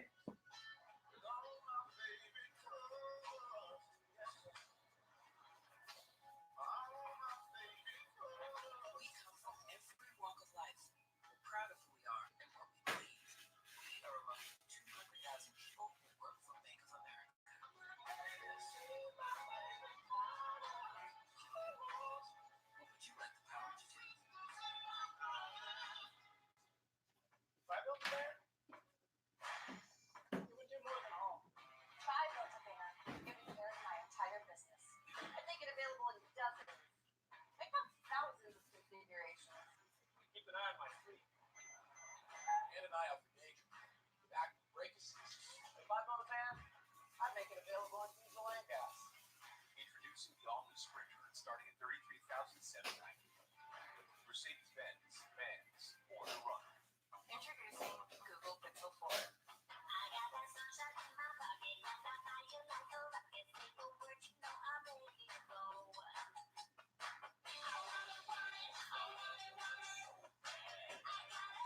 KFC famous bowls are only $3. A whole pound of tasty food. But how?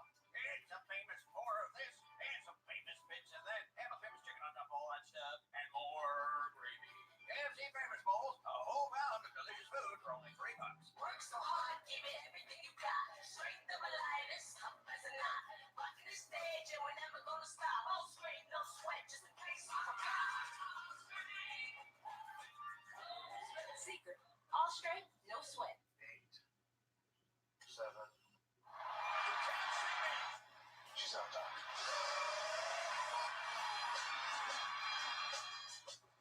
Today's game is sponsored by Bank of America. What would you like the power to do? You mentioned this goal, Stimmy. On Spartan, he made a big-time play to stop a 4th down and 1. And turned back the Falcons in a position to take the lead. Freeman had a step. He did. On Levante David. Yep, he absolutely did. Nice little stutter move coming out of the backfield. That was a drive. 13 plays, 7 minutes, 9 seconds for no points.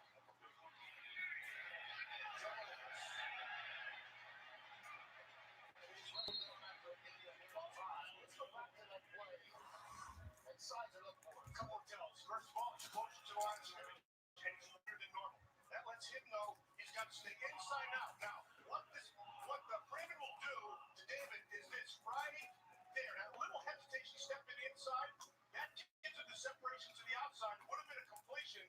David would have made the tackle, but it would have been a first down. And Golston gets that hand up and takes the whole thing away. Big play. Second down and 5. Jones, by the way, 100 No, Jones got 100 yards.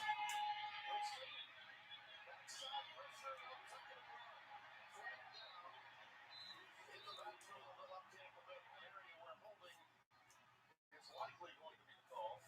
I want to go back to the man and ask you, you're holding number 76, offense, 10-yard penalty, second down. If either one of these teams were in playoff contention, do you think Atlanta would have taken a 3 in that situation instead of going on 4th down? Do you think they may have kicked the field goal? Yes. There.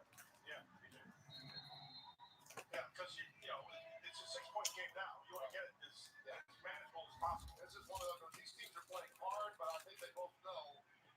You know, let's play this baby out, and we'll also go on 4th down a lot more today than normal. I mean, you still want to win out, but the consequences is getting such a place. It's just Winston forced it in. Across the body of Falcons. It's down to the 37, but you're right. It's falling right at the feet of Jameis Winston. now remember, everything has to be over. In one forward pass, in one quarter, when you're on the line of scrimmage, it's good. When he threw the ball, 5-yard penalty, lost it down, 3rd down. It's the entire ball. And so that would be the 15-yard line they're on. And Jameis takes off, and we're going to see. So the 15 is this one right here. Let's see where he gets to. Now, one part of his body has to. Now he's way over. Almost 50 yards. And see the officials right on it. Say, good call by him. He's on it. He's staying home. That's the head linesman. He's looking at the whole thing the whole way. And Chris is telling him what's going on. That was up next to his between. All the side judges in his back. Big time. Donovan Smith, what you doing? Donovan Smith, man. God damn. He's got great speed off the edge. They've controlled pretty well, but right here on this play, he does exactly what they need. Jumped inside of. Well, they're going to try to get that thing to the outside. Oh boy, y'all O-line was bad. O-line was bad, man. Well, unless it's a 25-yard penalty, it doesn't really help very much. That was bad. The O-line was bad, dog. Donovan Smith, 2 plays in a row, dog. Court kicking. Justin Watson. Bad O-line play. Like, good Lord.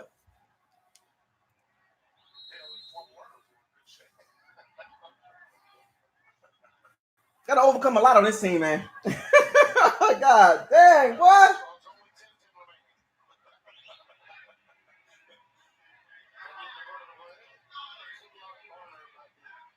I don't even like Bradley Pinion. He trash. Still not good.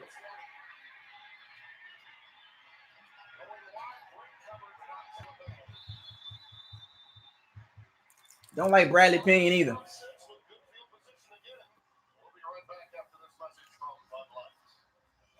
You got to overcome a lot on this team, man. This team can't get out of their own way. Holden, Donovan Smith. I'm like, oh, boy. Couldn't take forever to clean. Bud Knight, can you come clean this street? Bud Knight, can you come clean this street for me? I'm making it spreading it around. It's making it worse. Bud Knight, do we have a squeegee? Really the perfect holiday commercial. I like this commercial. 22-16, 9:46 remaining. And Atlanta again in a wonderful spot. And this opportunity faced in so many ways off of the inefficiency in the kicking game, with Gay having missed 3 field goals today. For those of you just joining us, Tampa Bay leading 22. Donovan Smith. 9 points. God damn, Rojo got 100 yards though. Hey.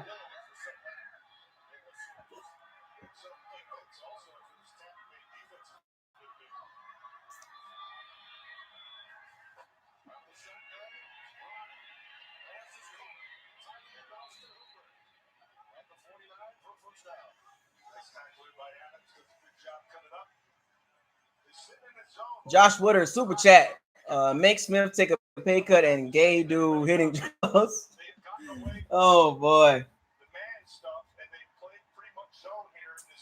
I don't know, man. That sounds a little bit harsh, but Donovan Smith, man. The Bucs not sustaining no drives.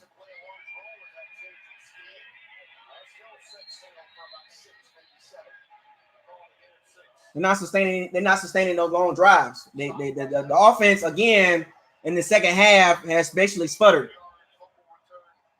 The offense been very sloppy. The play call has been kind of weird. O-line, the running game in there, but the offense kind of went dead. Atlanta Falcons have made the Atlanta Falcons made the adjustments on our passing game, and we haven't done anything but run the ball, which is good, but it's just the offense not really producing anything. Yeah, the defense getting tired.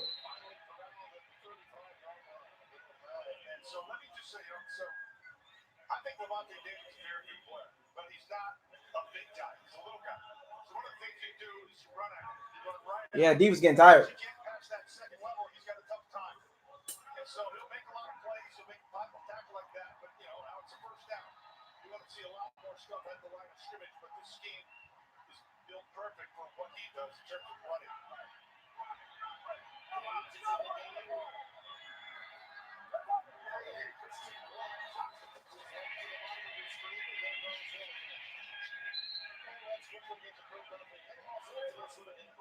All right, just a reminder that America's Game of the Week comes your way. You guys got a Tampa. Carson Wentz and the Eagles. Donovan Smith, that was a bad series for him. Should they lose, it opens the door for Dak Prescott and the Dallas Cowboys to walk on through. Should they knock off the Redskins? America's Game of the Week. At the conclusion of your contest there in Tampa. Tampa Matt. All right, Kurt, thank you. We got an injured Falcon on the field at the 38-yard line. So, the guy who's finally healthy, hasn't been all season long, is Saquon Barkley. He had that high ankle sprain, tried to come back too soon, and he's ready. It's Wes Schweitzer, 71, that went down. Watch the roll up here. Caught him a little bit. But he's going off the field under his own power, so that's a good thing to see. Yeah, probably more scared than hurt. By the way, I'd love to get your thoughts on this, because you've been in the league for so long as a player, as a general manager, and a broadcaster. The Falcons, the Eagles and Cowboys situation. one gets in at 8-8, one wins the division. Are you still okay with a home field football game in the playoff for a team that's 8-8 and a team that's on the road at 10 or 11 wins? Yeah, only because that's the way they have it set up. So you know it on the front end. It's not like they're just making it up. That's the done by King. Sitting down right at that first down mark. He knew exactly where he was. Then Russell gave to gain of 9 and the first down.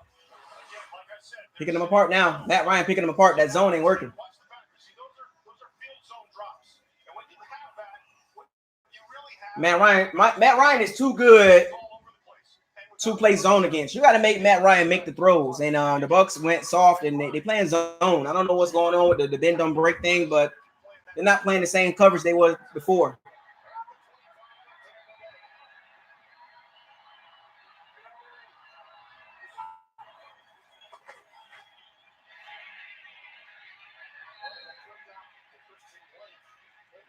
And the thing about the Falcons, they're not running nothing exotic. They're running hitches, man. They're running down there and they're sitting in the zone. They're not doing nothing crazy. They're sitting in the zone. That's all they're doing.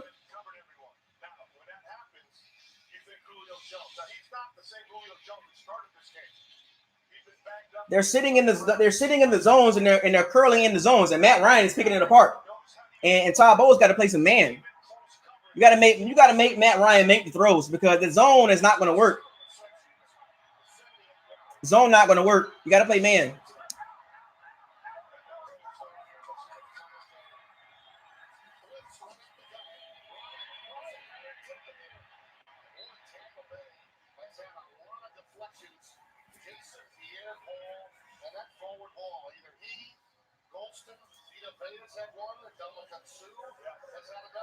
There you go. Play man and get to the quarterback. You got to make Matt Ryan make the throws, man.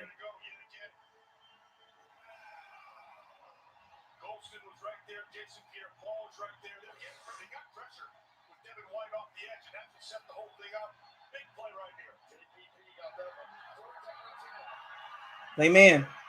Can't play zone, man.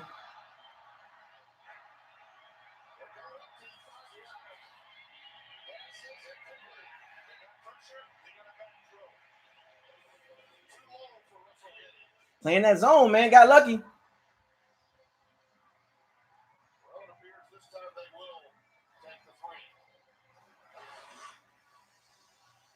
There's the pressure right up the middle. They came with extra pressure. Yeah, with Sue on one side, Golston on the other side, Jason Pierre-Paul. He felt that. And he got there with 4, which is big in the zones. Falcons kicker, man. He pretty solid.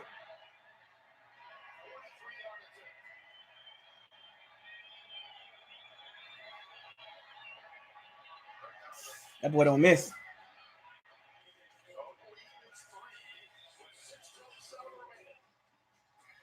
Well, at least the Falcons got a kicker. People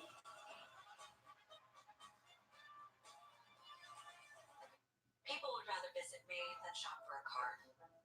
And I'm a dentist. A TD is the game. I used to find car shopping painful too.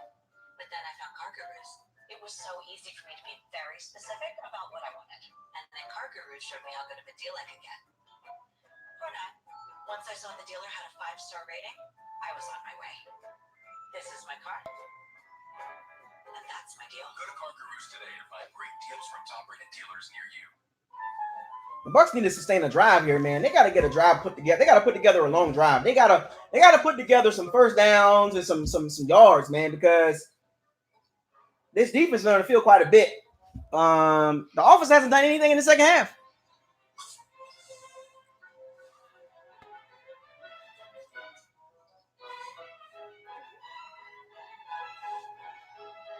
The offense hasn't done nothing in the second half. I'm Christina Stumble, and I chose the Smart Cash Card from Capital One. With unlimited 2% cash back on everything I buy, why wouldn't I get this card? I redeemed $115,000 in cash back, which doubled our marketing budget last summer. What's in your wallet?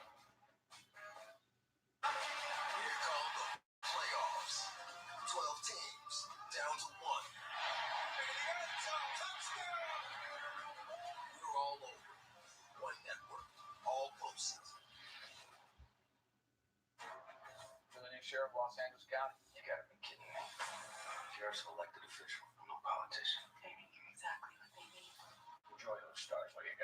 This is you feeling sorry for yourself. Suck it up. You are not a soldier anymore. You are a general.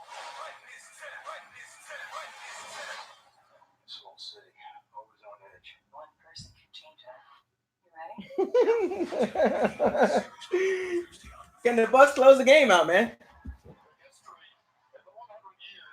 Josh Woodard says, get Wale from back there. Yes, I agree, man.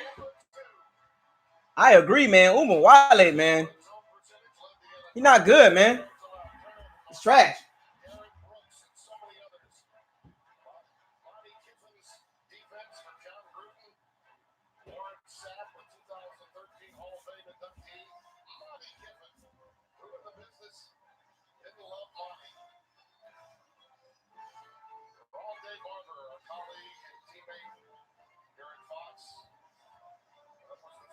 Along with John Lynch, now in charge of the 49ers.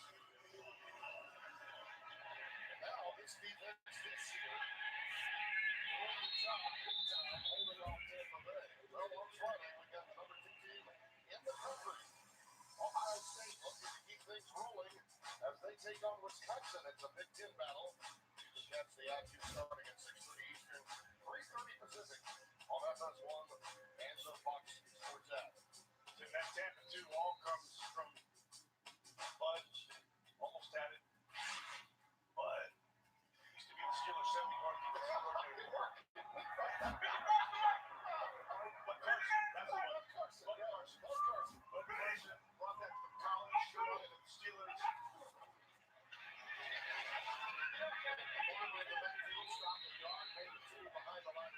O-line, bro. God, this O-line is so bad, bro. Running the ball, dog. Jameis Winston, I think, had a pretty good game here today. Look at those numbers from the first half. Nothing in the second half, man. Nothing. In this second half, big time. Atlanta's defense has done the job. Well, what they've done really is they've gone a little bit more to the run game here in the second half because they've been able to cash it. And so Jameis got to get back on the horse here if they need him. And now's the time. He's got to make some throws.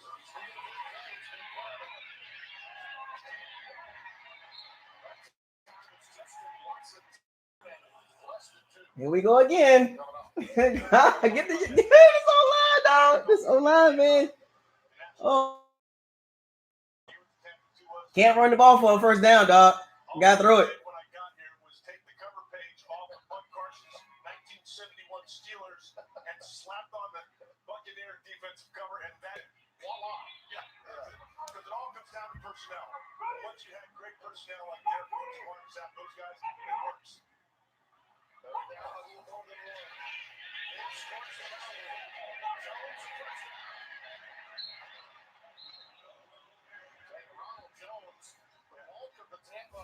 In the second half has been all Ronald Jones. Yeah, that's what they've done. They've run the football. He's over 100 yards. Got like 110 or something like that. I don't know what it is. How did he go out of bounds? Okay. The first 100-yard game. 21 games later. All the way back to November of 2 seasons ago. Yeah, so they're happy with this. 4 minutes to go in this game. They can control the football. They'll do it.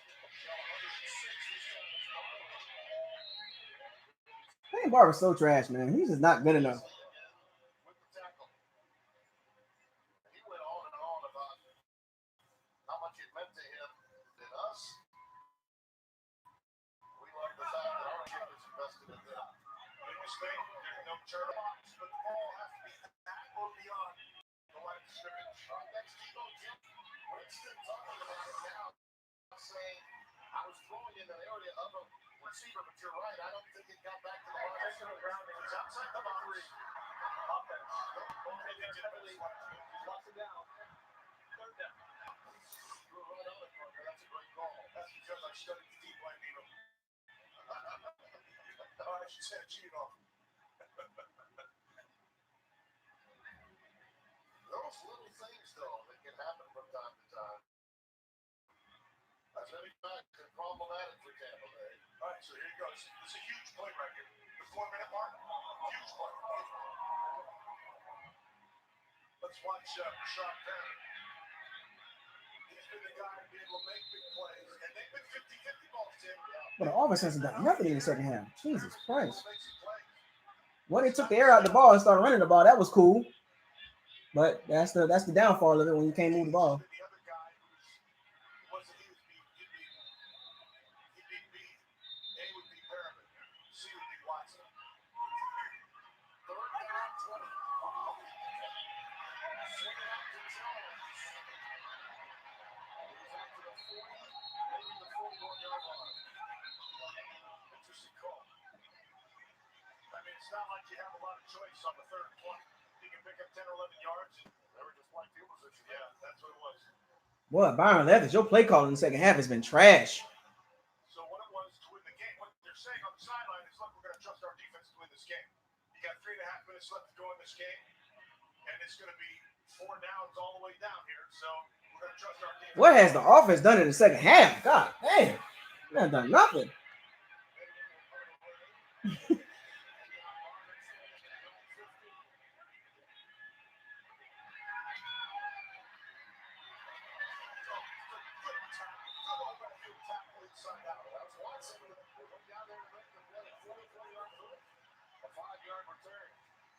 This has been some game, and it all began on Ty Sambrello, the 5-year man out of Colorado State. Third quarter, emptying the bucket offensively. And then a 50-50 ball to Perriman wins. And then the game turned with opportunities missed by Gay in the field goal game, compounded by what was a tremendous 91-yard fumble recovery for a touchdown by Devin White that turned the momentum of the game in favor of Tampa, but it's been the inefficiency on special teams that have kept the Falcons in the game with protection. Underneath the table, they've taken down. It's a first down on the 30-yard line instead of 11. So let's take an accountability. Let's account for our assets here on the defense. The offense. What do we have? You got one guy on the outside. That's Julio Jones. The other guy you have Devontae Freeman. How are you going to use him? You can use him in the run game or get him out of space. And that's what you're doing right now with Devontae Freeman.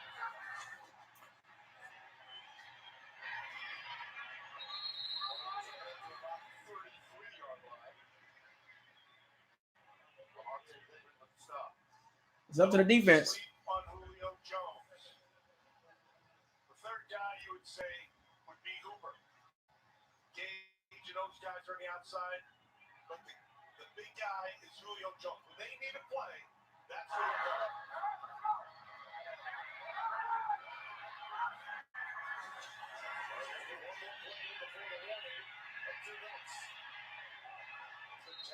Really good catch by Hooper. Sets up third and short. And we will have that for you when we come back from the 2-minute. Divas got to win the game, man. Tampa Bay trying to get to 8-8, which is a lot better than 7-9, according to their head coach. Matt Gay, boy, horrible. She wanted to move someplace warm. But he wanted snow for the holidays. So we built a snow globe. Get that later.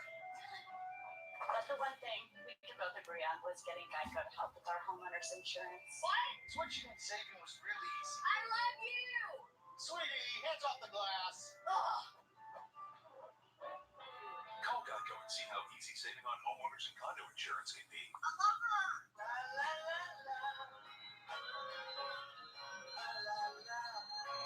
When imperfect moments become perfect memories, that's when a house becomes home.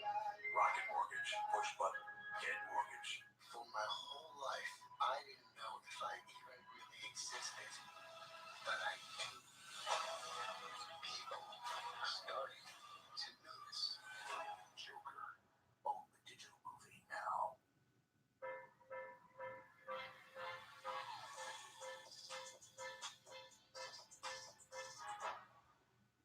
Pizza Hut wings are bigger and better than the other Pizza Guys wings. No one outwings the Hut. I'm here to bring some old school romance back. Let's go, let's go. We'll teach singles the same dance, but separately. I'm hoping for sparks right after that. And they won't meet until they perform it together on the very tonight on Fox. Teams looking to end those droughts. Something's gotta give. Incredible! Back in 2013.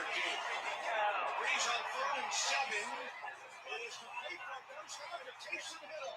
Who's inside the 20, still going, the 10, the 5, to the end zone for a safety. Today's game is sponsored by Geico. 15% of all car insurance. Up next, America's Game of the Week 2 season on the line. They're here, the Cowboys. Will take on Washington to keep their hopes alive. But Carson Wentz and the Eagles, if they beat the Giants, they're in. And the Cowboys are out. Find out who makes it out of the NFC East next on Fox. Check your local listings for a game in your area. What an afternoon we've had, though, here at Raymond James Stadium. A divisional game of tremendous meaning for these Bros.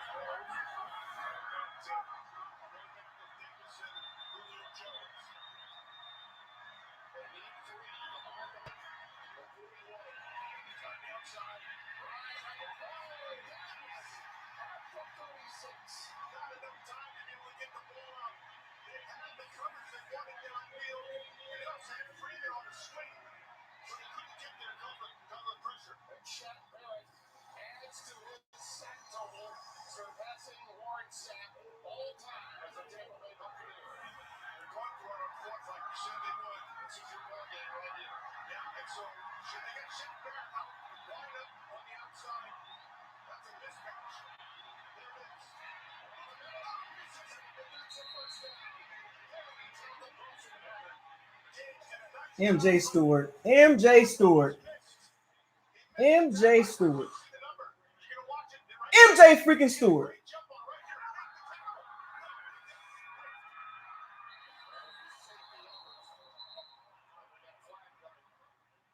MJ freaking Stewart, man.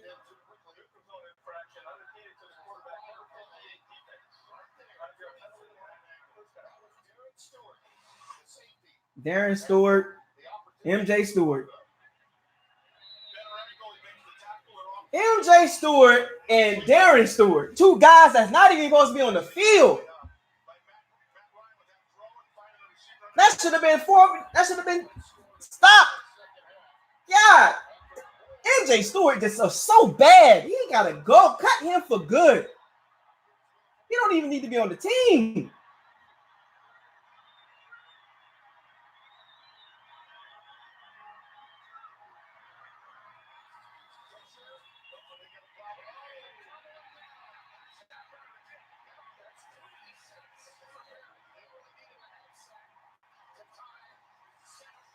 Let's go.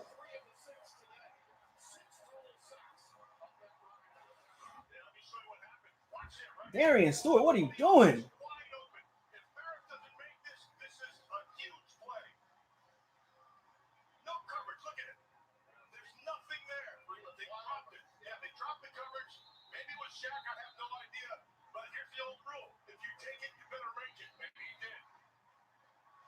Well, that drops him back to the 41.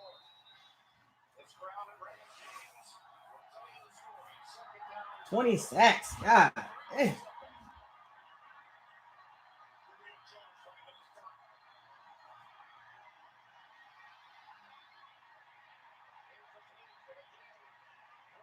But the defense is lit, boy. What is going on with their defense? Had some help from Patrick O'Connor, 79. They were going to try to hit Julio on the deep, and the coverage was there. You're going to see it. Line up top. Davis is on the top side. He's running with them. He's going to try to get through. There's nothing there. And he tried to buy a little time by getting out, and then had to throw it away. Sets up this third down. Let's go, man.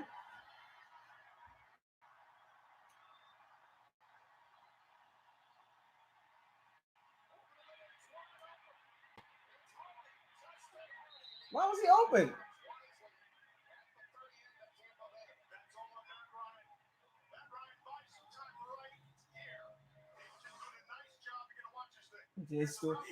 MJ, what are you doing? Linebackers. Linebackers.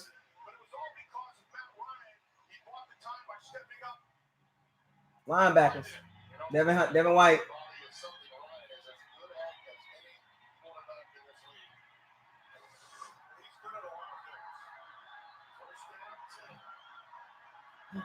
Better watch MJ Stewart, bro, because that dude, man.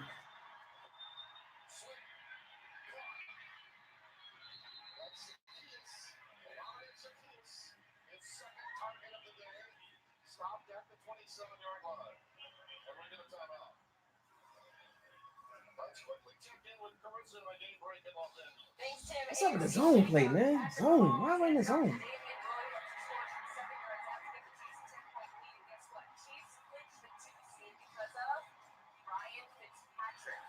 Ryan Fitzpatrick will find Mike Gesicki with his 5-yard touchdown. Dolphins win. Patriots now the 3 seed will play wild card weekend for the first time, Tim, since 2009. Why are they running zone? I don't understand this zone thing, man. Why are they running zone? That was a bad thing to do.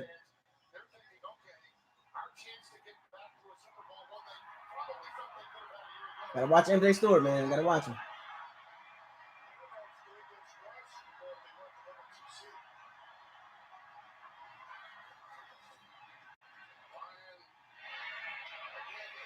MJ Stewart! What are you doing over there?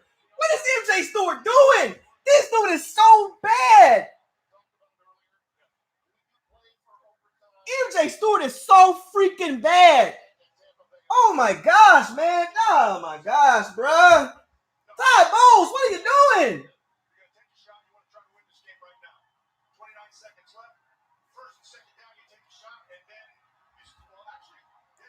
MJ Stewart, god damn it. This dude is not good.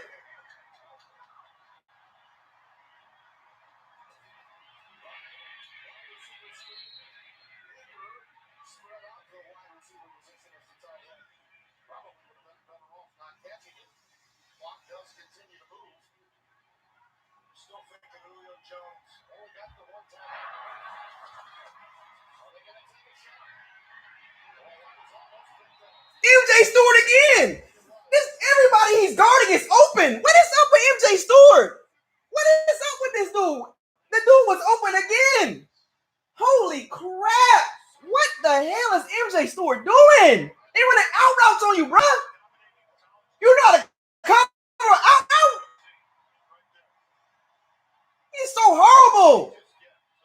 MJ Stewart is so bad. I hate MJ Stewart, man.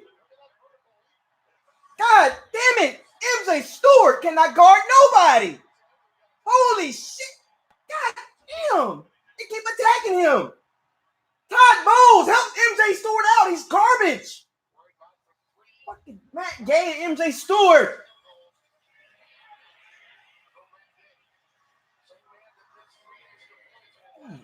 Damn, what?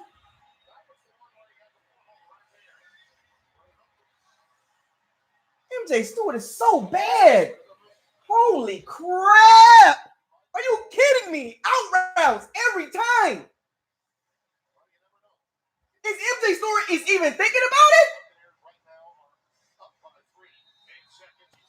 He is so horrible.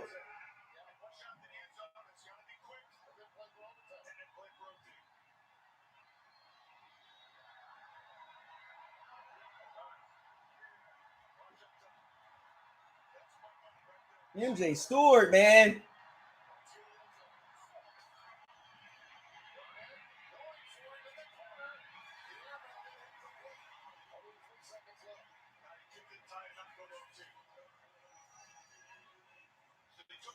Just like you said, the first one, you're right, he should have dropped it.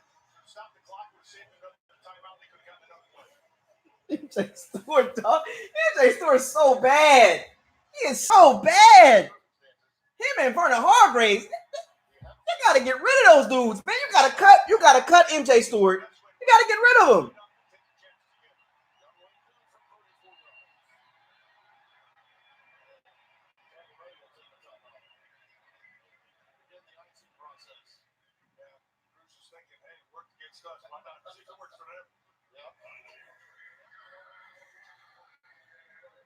The Falcons got a damn kick and we don't. This game shouldn't even been close.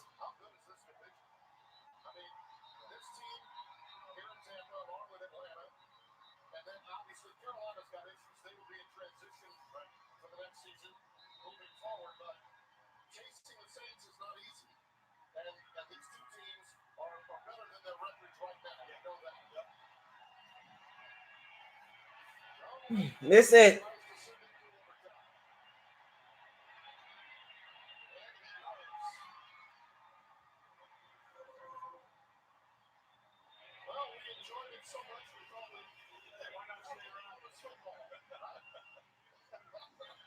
Matt Gay, thanks a lot, Matt Gay. Thanks a freaking lot, man. Got him down there, had a chance to win it, but definitely gave him a chance to tie it, and they do. Thanks a lot, Matt Gay. Thanks a lot. Happy with that one. We've seen that Matt Gay blew this game so bad. The Falcons not even that good, bruh. Oh, Matt Gay blew this game bad, bruh. The Bucs offense has been trash in the second half, man. These teams are evenly matched. Gentlemen, we're about to begin an overtime period of up to 10 minutes. It is sudden death unless the first team to possess kicks a successful field goal, at which time their opponent will have an opportunity to possess. Fourth quarter timing rules are in effect. Each team gets 2 timeouts. The replay booth will handle all of the reviews. Atlanta gets to call the toss. This logo is head. The other side is tails. Atlanta, what do you like? They have called heads. It is tails. Tampa Bay has won the toss. Will let the receive. All right, go down there and score a touchdown, get the game over with. Matt was questioning it. What was that? Tampa Bay will get it. All right. Right down the field. Touchdown. That's all we need, baby. It's on you, Winston. Well, I hate situations like this because now it's like, oh, Jameis Winston. And we, it's like gonna overlook the missed field goals. It's like in the poor play calling.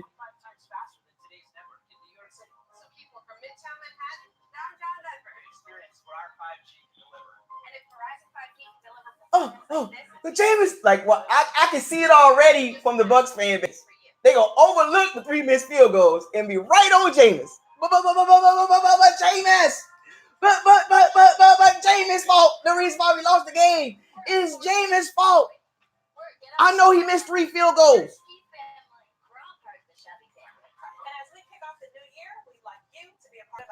Because our Chevy employee discount is still available to everyone. The Chevy price you pay is what we pay. Add a cent more. So happy New Year and welcome to the family. The Chevy family. The Chevy employee discount for everyone ends soon.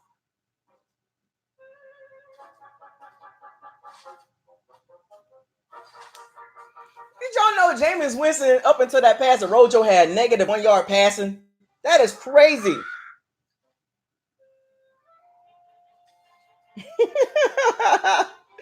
What is Byron Leftwich doing, dog? He got too conservative. Like, I get it, but he got too conservative, dog. Byron Leftwich got too conservative in the second half.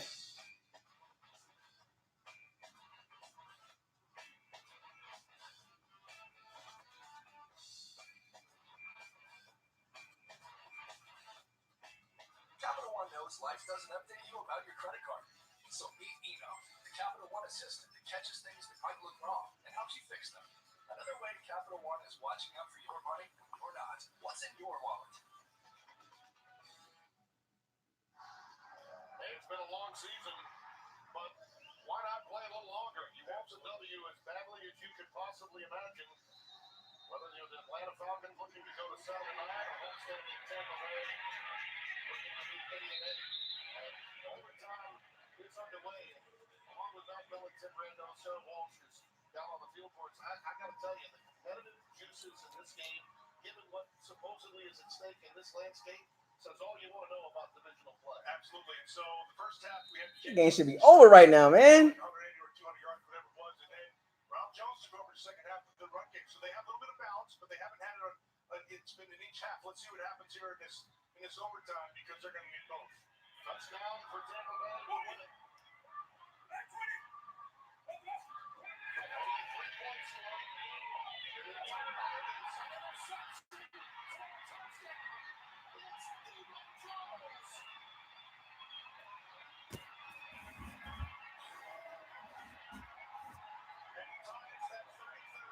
Thirty 30, right on cue.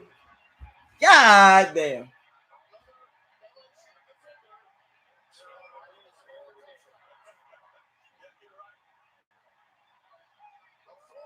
Damn, fam.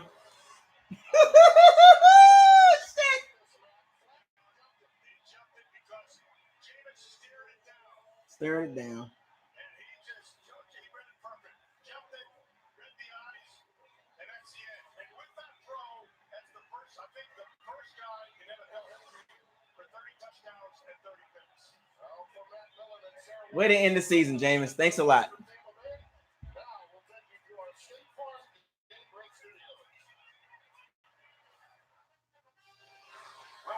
A bad way to end the season, dog. That is bad. That was bad, Jameis. That was bad. That was a bad read, man. That was really bad by Jameis. That was horrible.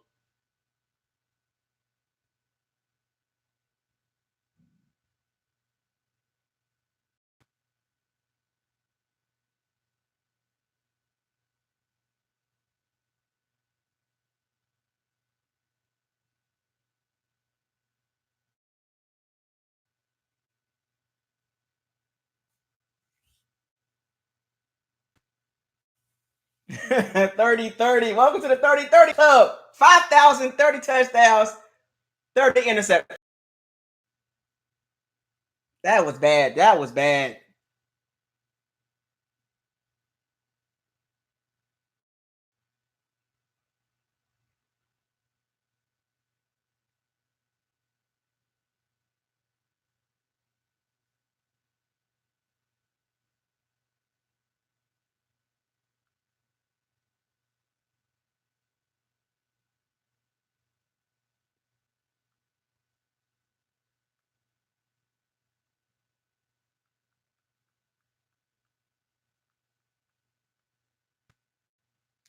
That was bad. That was bad. That was really bad on Jameis' part. That was horrible. That was bad, dog. He literally stirred down the receiver, bro. That was bad. I'm sorry. That was horrible on Jameis. That was bad. That was really bad. He literally looking right at him the whole time. Like, oh boy. I would have just ran the ball on first down to see what he can get. God. Way to end the season on a sour note, too. That is not end the season, man. That was terrible. That was terrible. Jameis, that was terrible. That was so bad. Social media is blowing up. Social media is blowing the hell up. That was really bad way to end the season, man. Really bad.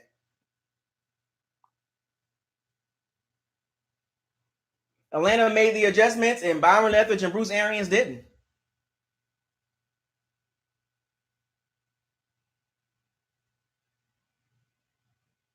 That was a Jameis Winston, Byron Leftwich. They did not do anything right in the second half, though. Byron Leftwich and Jameis Winston did not play good in the second half.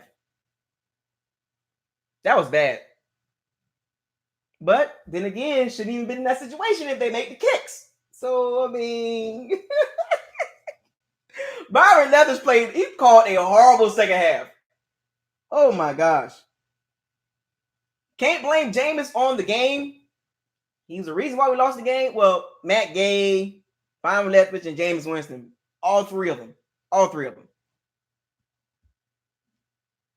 All three of them, dog. Like, God, like, what was Byron Leftwich? Typical Byron Leftwich, man.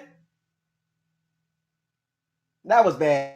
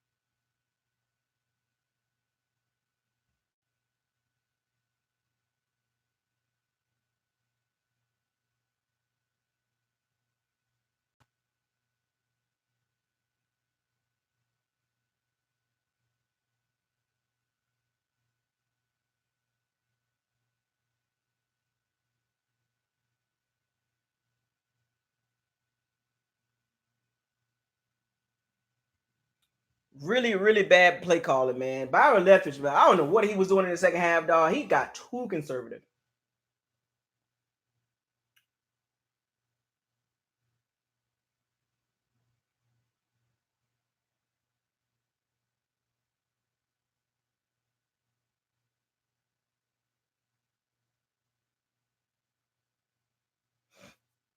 I mean, you got to blame all around. I mean, the defense played very good. I mean, the defense just got tired, but they held serve.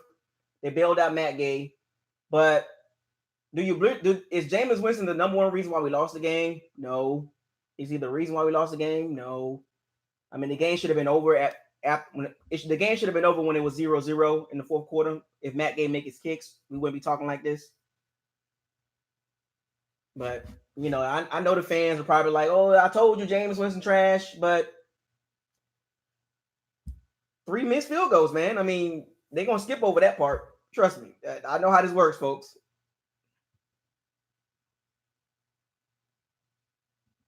They go, "Oh, Jameis blew it." I know Matt Gay missed 3 kicks, but it's John Jameis. This is what happens with our team, man. Like, you can tell they were looking to blame Jameis for this, and I was hoping Jameis Winston didn't do this because I know exactly what was going to happen. I can tell you right now, the Bucs Facebook groups. Oh, I told you, Jameis trash. Yeah, I know Matt Gay missed 3 kicks. I don't care about that. Like, they're gonna literally overlook the 3 kicks and be like, "So what? He threw a pick 6."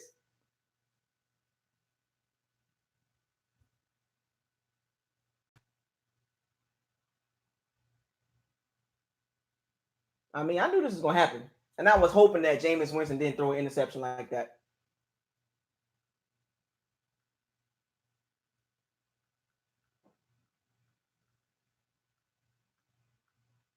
I feel bad for Jameis, man. Like, he tries so hard, man. You could tell he tries very hard to win games, but it's always something with this team, dog. It's either the running game, low line, missed kicks. It's always something. This is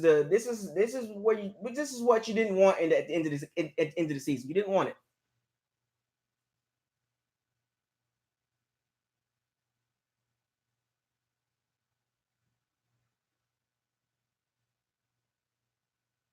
Five thousand yards, 30 touchdowns, and 30 picks. Whew, yikes.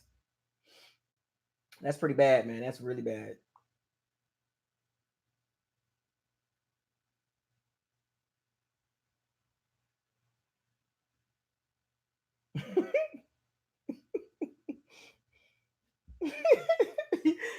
But you can't go into a shell in the second half, man. You played very good in the first half, and then all of a sudden the play calling just went bad. Like, what?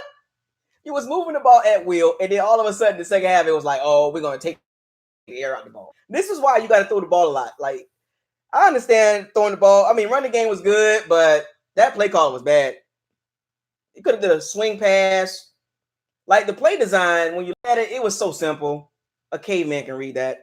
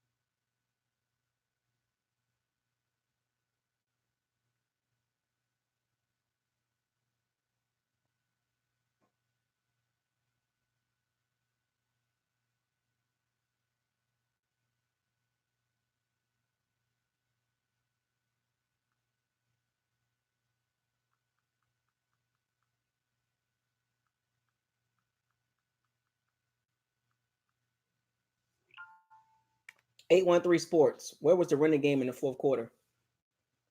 Oh man, the whole offense just went into a shell. You know, a lot of people are going to talk about Winston, 813 Sports, but that that um that that play calling went bad. It went really really bad. In the fourth quarter, I don't know what Byron Leftwich was doing. I don't know what he was calling. I understand he wanted to run the ball, but you know, Falcons kept building momentum, and Leftwich kept going into a shell. They went into a shell. How the number one pass in the NFL has less than 50 or what 50 yards in the second half passing? It's kind of crazy. It's like he was trying to protect Jameis Winston, but he also hurt Winston at the same time.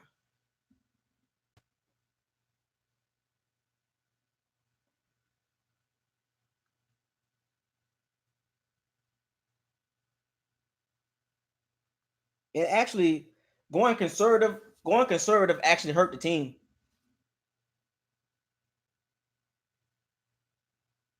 It hurt the team, man. Like I feel bad for James, man, because he really wanted the game, but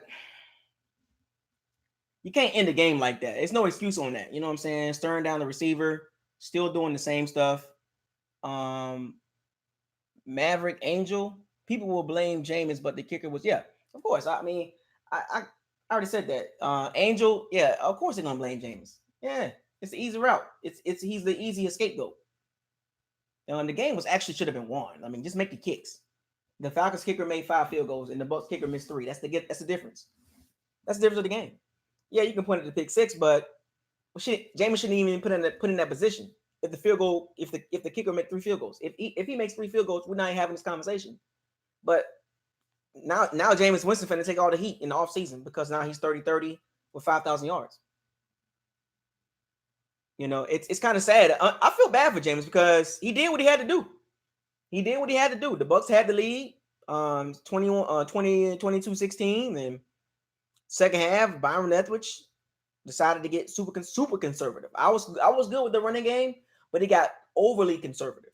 He went into a shell, and then when the heat turned back up, Jameis Winston folded. You know, he got to take the blame on that. You know, he can't throw that ball. I mean, the play design was to go there.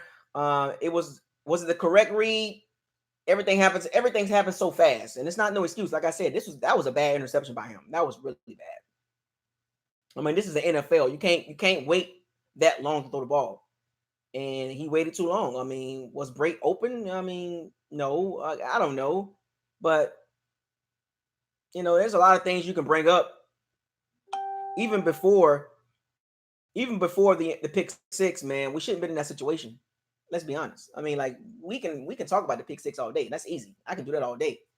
But as you can see in the chat room, it's Winston.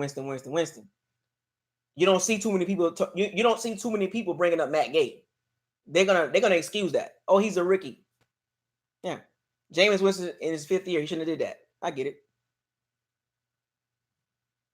It's kind of messed up, man. I feel bad for him, man. I mean, and I like him as a person, man. Like he's a good dude, man. And it's just a bad way for him to lose the game, man. Like lose the game with a pick 6, man. That just makes matters worse. The fan base already didn't like him, or half of the fan base don't like him. Either you're pro Winston or you're against Winston. And then there's that middle part where there's a group of us that like him, but we're like,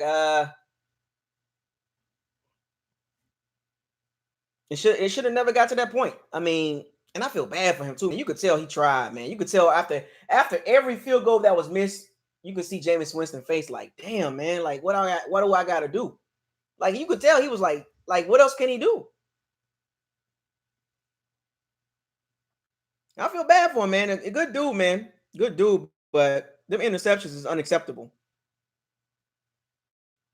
You can't do that. You can't now instead of talking about him winning the game and 5,000 yards, 30 touchdowns, now it's going to be 5,000 yards, 30 touchdowns, 30 interceptions, the 30-30 thing, 5,000, 30-30. You know what I'm saying? So it's like that's what's going to be the talk of the offseason now. Instead of him being 8-8, now you're 7-9. You ended the game with a pick 6. And that was the worst way to end the game. If you're going to end the game, at least end the game with the Falcons taking the ball down the field. But to end the game because of you, oh boy, he finna catch some heat, bro. For that, he finna catch major heat. Yeah, Jameis Winston gonna catch a lot of heat A lot of heat. I hope he got somebody. I hope he got a good team behind him. As far as like his people around him, but he finna catch so much heat, unnecessary heat too, man. Like I feel bad for him. I mean, at the end of the day, he's a human being, but man, he finna catch it bad, dog. And to end the season like that, to get your 30th interception on a pick six, the 7th pick six of the season. Oh my God, to end the season like that. I don't know what Bruce gonna do, to be honest with you. I really don't know what they're gonna do with him. I 1 minute you want to keep him 5,030 touchdowns, and the next minute 30 touchdowns and 7 pick sixes. Jesus Christ. That's just not good, bro. You just can't do that. You know, interceptions can be excused because of wrong route running and tip balls and poor blocking and stuff like that, but 30 interceptions is 30 interceptions, bro. Like that's just 29 sounds a whole lot better than 30. I know 29 is a lot, but 30, that's ridiculous. That's ridiculous. And I feel bad for him, man. To end the season like that, oh boy, that's just bad. That's you would rather end the season with not converting third down and then punting the ball versus to end the season on a pick six. Oh my gosh, Jameis Winston. Oh, that's deflating, bro. That is deflating. Feel bad for him, man. I really do. Good dude, man. But he finna catch the heat. He deserve it. You just can't do that. You know, there's no excuses.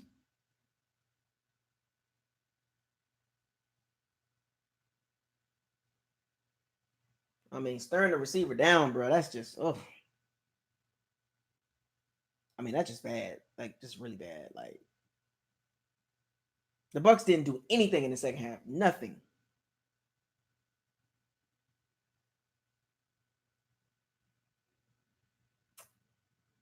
The Falcons had the ball for 36 minutes and 22 seconds, and the Bucs had the ball 23 minutes, 45 seconds.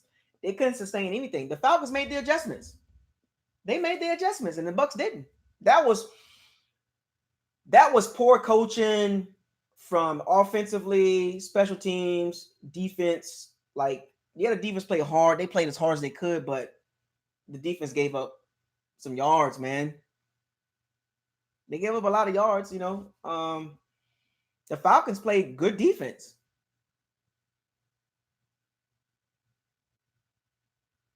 You know, Falcons played hellified defense in the second half, dog. The Bucs did nothing in the second half. Nothing. Zero. They got outplayed. Like the Falcons outplayed the Bucs in the second half. They wanted it more. And the Bucs didn't. Yep. Winston was 13 for 24. Like, when have you ever seen a game for Winston to play like that? You know what I'm saying? Like 13 for 20. Like, they got conservative. They got ultra conservative. Yeah, the fourth down play was stopped. I mean, you know, Smallville, appreciate the super chat. What about the missed tackles on fourth down? MJ, yeah, Darian Stewart, MJ Stewart on fourth down. That play was stopped. The defense missed. Darian Stewart missed the tackle. Like, MJ Stewart couldn't cover nobody. Matt Gay missed 3 field goals. Byron Leftwich with the bad play call in the second half. All that, they don't care about that. No. None of that stuff matters. It was about the pick six that Jameis Winston threw. That's what this is about.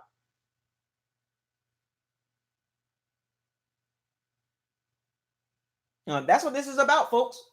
This is not about the conservative play calling. This is not about Justin Watson running the wrong route. This is not about Byron Leftwich with the conservative play calling. This is not about Darian Stewart and MJ Stewart not making a tackle on fourth down, which was stopped. This is not about Matt Gay missing 3 field goals. This is about Jameis Winston and that pick six. That's what they're going to talk about. That's what the media is going to talk about. They're going to eliminate every bad thing that's happened outside of Jameis Winston. All everybody's worrying about is how does Jameis Winston play? Did the team around him play good? No. Tight ends didn't do anything. Donovan Smith with some bad penalties. Matt Gay missed 3 field goals. Byron Leftwich with the horrible play calling. MJ Stewart, Darian Stewart didn't make the tackle on fourth down. It was stopped. It was the right play call. It was the right defense. They missed the tackle.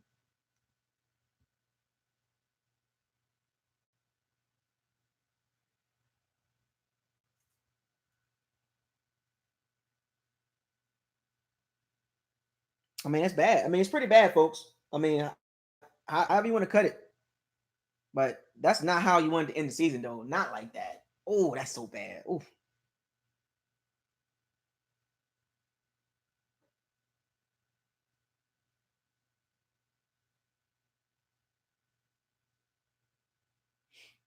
To end the season like that, oh my gosh, that's bad. Josh Woodard, this is gonna be a long offseason, man. Start in the yep. Started with the pick six and ended with the pick six. Like, oh Jesus, like damn, Jameis, like that's not what you wanted to do. Like, I didn't like the play call.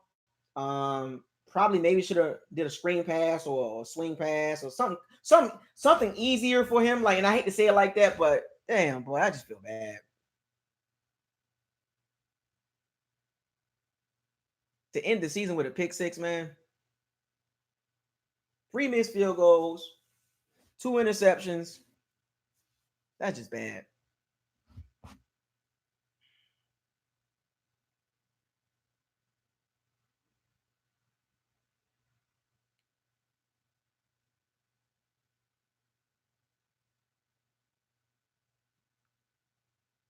I feel bad for him, man. I really do. I mean, good guy, man. Like, that's just bad. Oh, that's just bad. Oh, that's horrible. That's just horrible. We can't do that.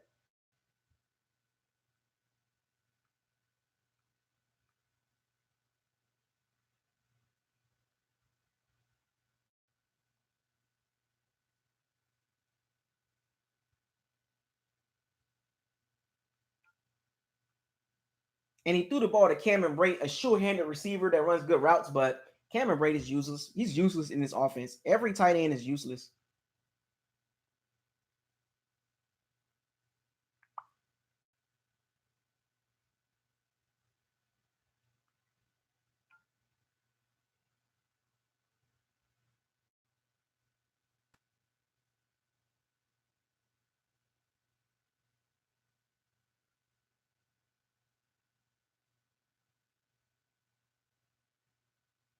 I mean, poor Jameis too, man.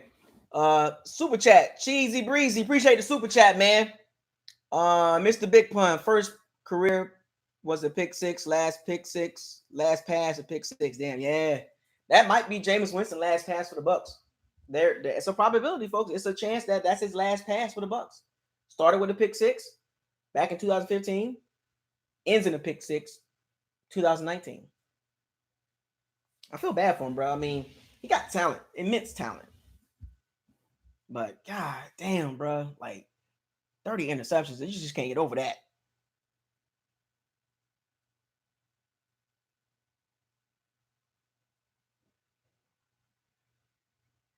Oh, you could tell.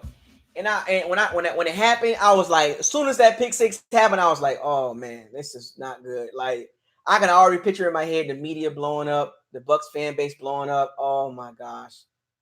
Oh, I feel bad for he finna catch so much heat in the offseason, man.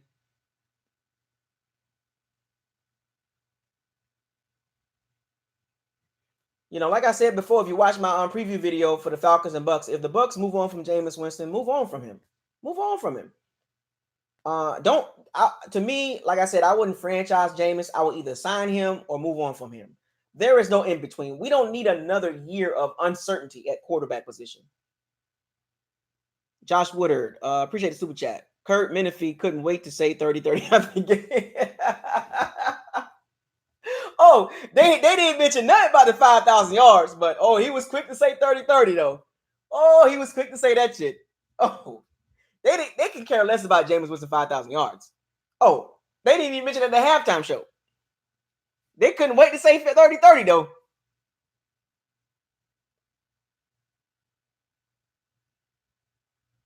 I wouldn't. I mean, like I said, no, I wouldn't tag Winston, dog. Like either you gonna ride with him or get rid of him.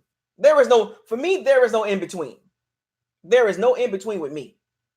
Because if Jameis Winston stay, I'm gonna get behind him.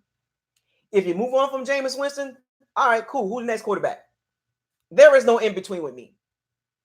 Forget the tag and all that. Forget all that. Because this is what you're gonna roll with. If you're gonna sign him to a long-term deal, this is what you got. It's gonna be some crazy games with some picks and a lot of touchdowns and a lot of yards with Rashad Perriman, Chris Godwin, Mike Evans, a full healthy core receivers, and maybe a better running back situation, and the tight end situation is irrelevant. If you're gonna ride with Jameis, cool. But if you're gonna move on from Jameis, move on from him completely. No transition, no franchise tag, no nothing. You either you're in or you're out.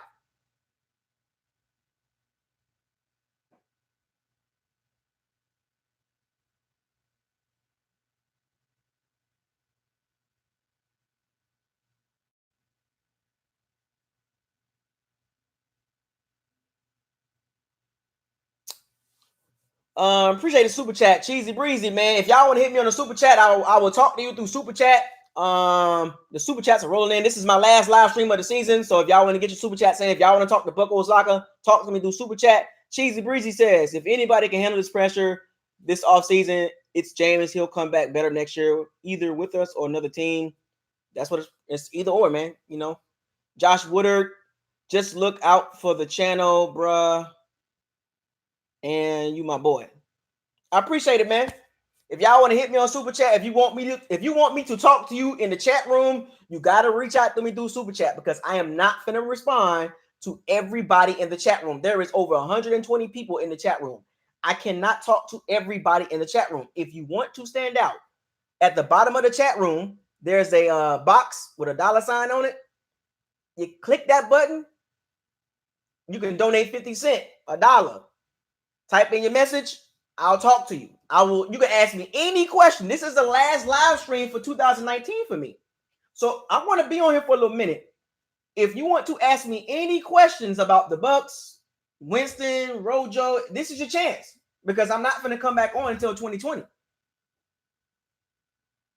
You know, if you want to catch me in 2019 with some questions about the Bucs and how do I feel about wherever it is about the Bucs or about another team, a draft pick, O-line, running back, if you want to talk to me, this is the last chance you get for 2019.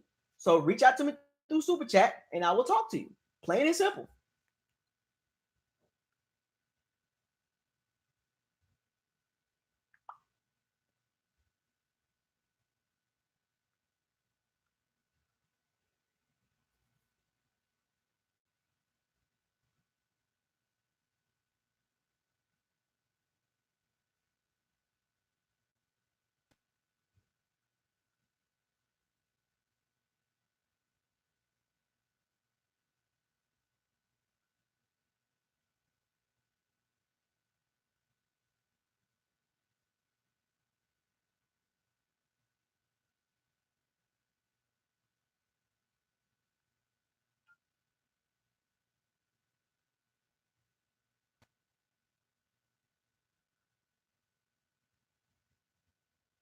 Mark Angel asks the question, who's the quarterback if we move on from Jameis? I don't know. This year's free agent class of quarterbacks is not good. People keep saying Teddy Bridgewater, Andy Dalton. I'm not a fan of either one of those guys in this offense. They're too conservative. Their arms are too noodleish. If you think about a big quarterback with a strong arm, I mean, maybe they can make a trade for Roethlisberger. I don't know. It's kind of hard to say that because there's no this year's free agent. They can draft a quarterback, Jordan Love. There's some Jacob Eason out there, but do you want to start over with a rookie? I mean, that means we got to wait 2 or 3 years for him to blossom. I don't know, man. So the quarterback situation is up in the air right now. I don't know who they can sign because I would rather go with a younger guy versus an older guy. I wouldn't touch Phillip Rivers. I wouldn't touch Teddy Bridgewater or Andy Dalton. Not in this offense. You know, it'll be too conservative. You go with a big arm young quarterback, I guess. But we're not going to be able to get Joe Burrows. We're not going to get Tua Tagovailoa. We're not going to get Justin Herbert. Do we reach for a quarterback in the first round? No, you don't touch a quarterback in the first round unless it's Joe Burrows or Tua Tagovailoa. Maybe Justin Herbert. I'm not a big fan of Justin Herbert, but you don't reach for Jordan Love in the first round. You don't draft Jacob Eason in the first round. You just don't do that. I mean, we can tank for next year and get Trevor Lawrence or Justin Fields. I'm cool with that. We can tank in 2020 and go get Justin Fields or Trevor Lawrence. How do y'all feel about that?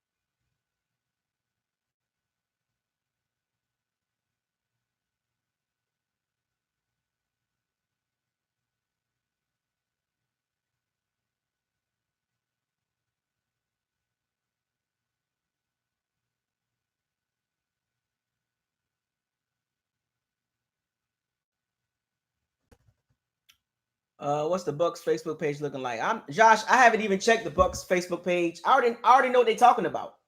They're talking about Winston, dog. They're not talking about Matt Gay. I'm the only one I made a couple posts. I'm the only one talking about Matt Gay and Byron Leftwich. The O-line play towards the end, the second half play calling. I'm the only one, or the Todd Bowles zone defense in the fourth quarter. I'm the only one that's talking about other things that caused us to go to overtime. You know what I'm saying? Like, nobody's talking about that. It's about the overtime interception. They don't care about what happened in the fourth quarter. They don't care about the lack of explosive plays in the second half. They don't care about Byron Leftwich getting too conservative. They don't care about Matt Gay missing 3 field goals. They don't care about none of that. They care about that pick 6.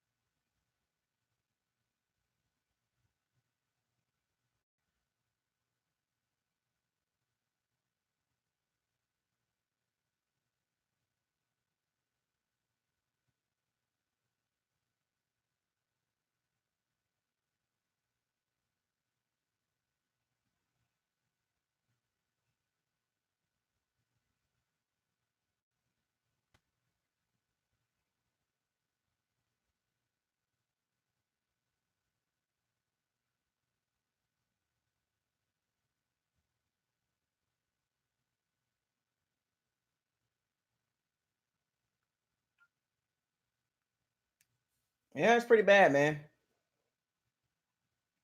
I feel bad for him, man. I don't know, man. I really don't know what's gonna happen with him, man. Like, it's up in the air. But like I told you, I'm gonna keep saying this, y'all. The Bucks can't play this tag crap. Don't do that. Like, either you're in or you're out. You can't. What I don't want to see is, I don't want to see Jameis Winston playing under a 1-year contract, which is more pressure for him to perform. You want your quarterback comfortable with the team. A tag tells Jameis, you still not sure about me. That's how he's gonna take it. I wouldn't want my job to say, we're gonna hire you, we're gonna let you play, we're gonna hire you and let you work for a year straight. And after a year straight, we're gonna evaluate you from a month-to-month basis.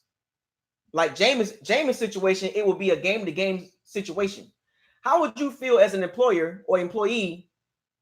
You're working for somebody, they working you on a week-by-week, month-to-month basis.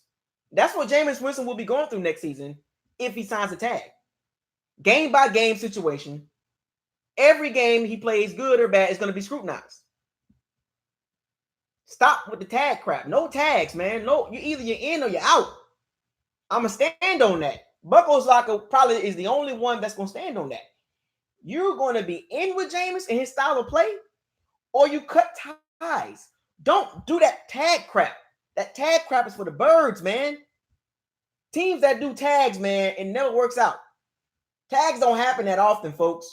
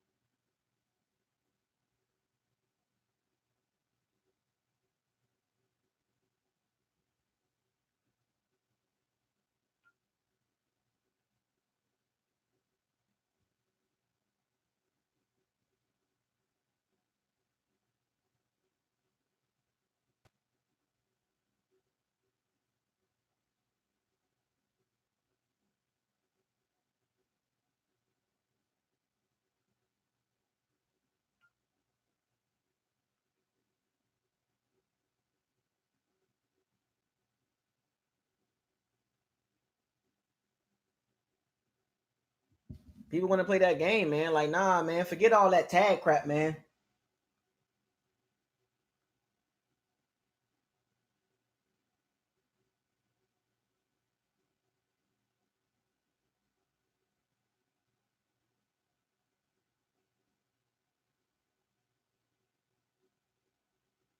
I mean, Matt Gay, man, that was not good. Like, I'm gonna keep saying this, man. No tag for Winston. Either you in or you out. Move on from him or sign him to a deal. Like, that tag crap want to create so much more problems, folks. When y'all gonna understand this?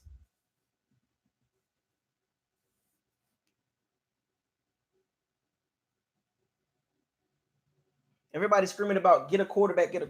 Go get Andy Dalton and Teddy Bridgewater, but that's a step down. I'm gonna be honest with you.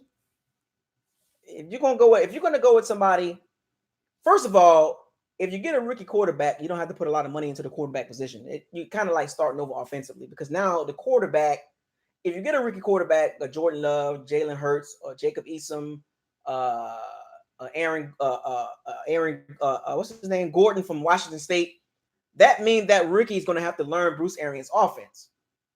So there's going to be some growing pains in 2020 if we go to a rookie quarterback. If you go with a veteran quarterback, it needs to be a high-level veteran quarterback that can throw the ball for this offense to be successful.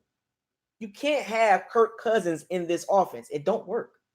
It won't work, folks. Like, what are y'all not seeing about this offense that you think that Bruce Arians is going to get Andy Dalton, Teddy Bridgewater? He's never had a quarterback like that. Why y'all keep bringing up these weak arm quarterbacks? He's had Peyton Manning, Andrew Luck, Big Ben, Carson Palmer, all big, strong arm, big quarterbacks.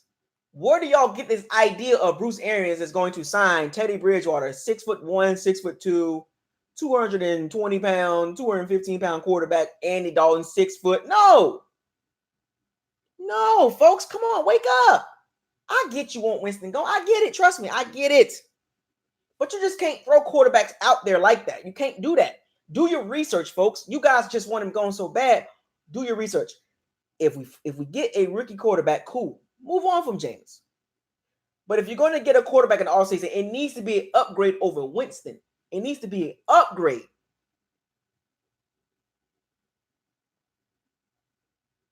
Every quarterback Bruce Arians has had has been 6'4", 230 pounds plus. What the hell Bruce Arians is going to do with Bridgewater and Andy Dalton? Come on, folks. Get it through your thick heads.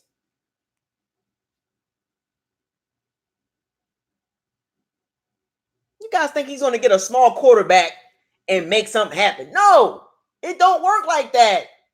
You guys think Bruce Arians can take any quarterback and just, hey, I'm gonna take a 6'1" quarterback, 210 pound quarterback, and this offense is going to work? No, folks, wake up. Exactly, Josh. Exactly. Josh Woodard says those quarterbacks need a running game with good D. Yes, Bridgewater and Andy Dalton need good running games and a good defense. They need that. They need Kirk Cousins fit that same mold. Derek Carr is in that same category. Andy Dalton, Bridgewater, Derek Carr, Kirk Cousins, they are all the same type of quarterback that need everything around them to be 110%.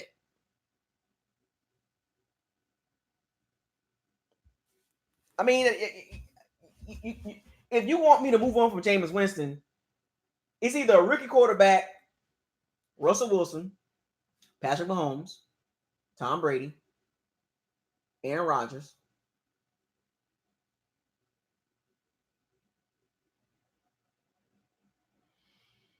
Matthew Stafford. I say Roethlisberger already. Deshaun Watson, Lamar Jackson, Patrick Mahomes. Like, you can't convince me that weak arm quarterbacks are going to work in this offense. You just not, unless we can get those big arm quarterbacks. You can't convince me a smallish quarterback going to work. So you can't talk to me about no Teddy Bridgewater, no Andy Dalton. You can't bring that up to me. If you're going to bring a quarterback to my face, it's got to be an elite arm, big, strong. You can't give me no Andy Dalton. Nope. So if you want to talk to me about who's going to replace Jameis Winston, I will talk to you if it's one of those top tier quarterbacks, those elite quarterbacks. You can't bring no Andy Dalton, no Teddy Bridgewater, no Derek Carr, no Kirk Cousins to a gunfight. Can't do it. You can't tell me Mitchell Trubisky. You can't bring up Marcus Mariota. You can't bring up Ryan Fitzpatrick. You can't bring up Sam Darnold. I mean, well, let me rephrase this. Quarterbacks that's available. Quarterbacks that's going to be available. Who's better than Winston? Veteran quarterbacks that's available in the 2020 offseason. Who's better than Winston?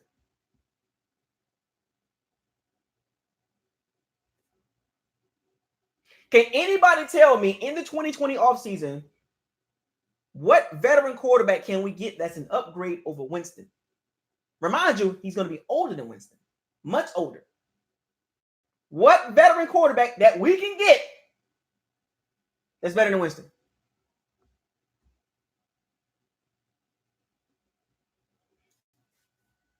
Don't mention quarterbacks that we can't get. Give me the quarterbacks that the Bucs can get. Veteran that's better than Winston. Don't worry, I'll wait. I will address that. I will address that in the chat room. Find me a quarterback that the Bucs can sign in the 2020 offseason that's a veteran that's better than Jameis Winston. That is not signed, that will be a restricted free agent or unrestricted free agent this offseason that's better than Winston. Don't give me quarterbacks that's already signed. You can't give me quarterbacks that's already signed to a long-term deal. Do not bring up quarterbacks that's already signed to a long-term deal. Give me quarterbacks that is not signed, that will not be signed or tradable this offseason. Give me a quarterback. Come on, man. Come on. You all y'all running your mouth about quarterbacks. Give me some quarterbacks that the Bucs can get via trade or signing. It's better than Winston. Come on, folks. Because and give me an argument. Give me a legit reason why that quarterback will work in this offense.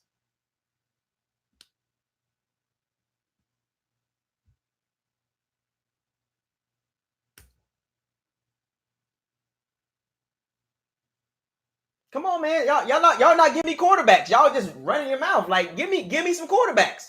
Give me some quarterbacks. T. Smith 3000. Appreciate the super chat. Evans, Godwin are 50-50 receivers. You need a quarterback willing to throw those passes, not getting that with Carr, Keenum. Yeah, exactly. This offense is not built for captain checkdowns. Some Case Keenum, Teddy Bridgewater, Andy Dalton. Get out of here, man. You got big receivers that go after the balls, man.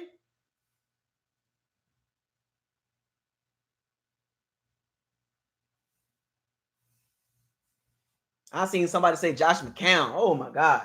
Once again, what quarterback? Nobody has brought up a quarterback that the Bucs can get in the 2020 offseason that's better than Jameis Winston. I still haven't seen it in the chat room. T. Smitty 3000. You are exactly right. These folks think that Derek Carr, a guy that will throw the ball out of bounds on a fourth down.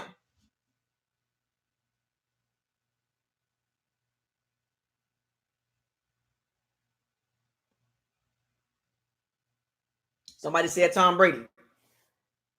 Do you really think Tom Brady gonna come to the Bucs? Tom Brady. Somebody said Tom Brady. Let's talk. Tom Brady. He signs a year-to-year deal with the Patriots. So he's gonna leave the Patriots and come to the Bucs.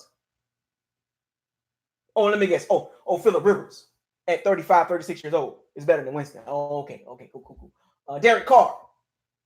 Trade for Derek Carr so we can watch him do captain check down and throw the ball out of bounds like on fourth down.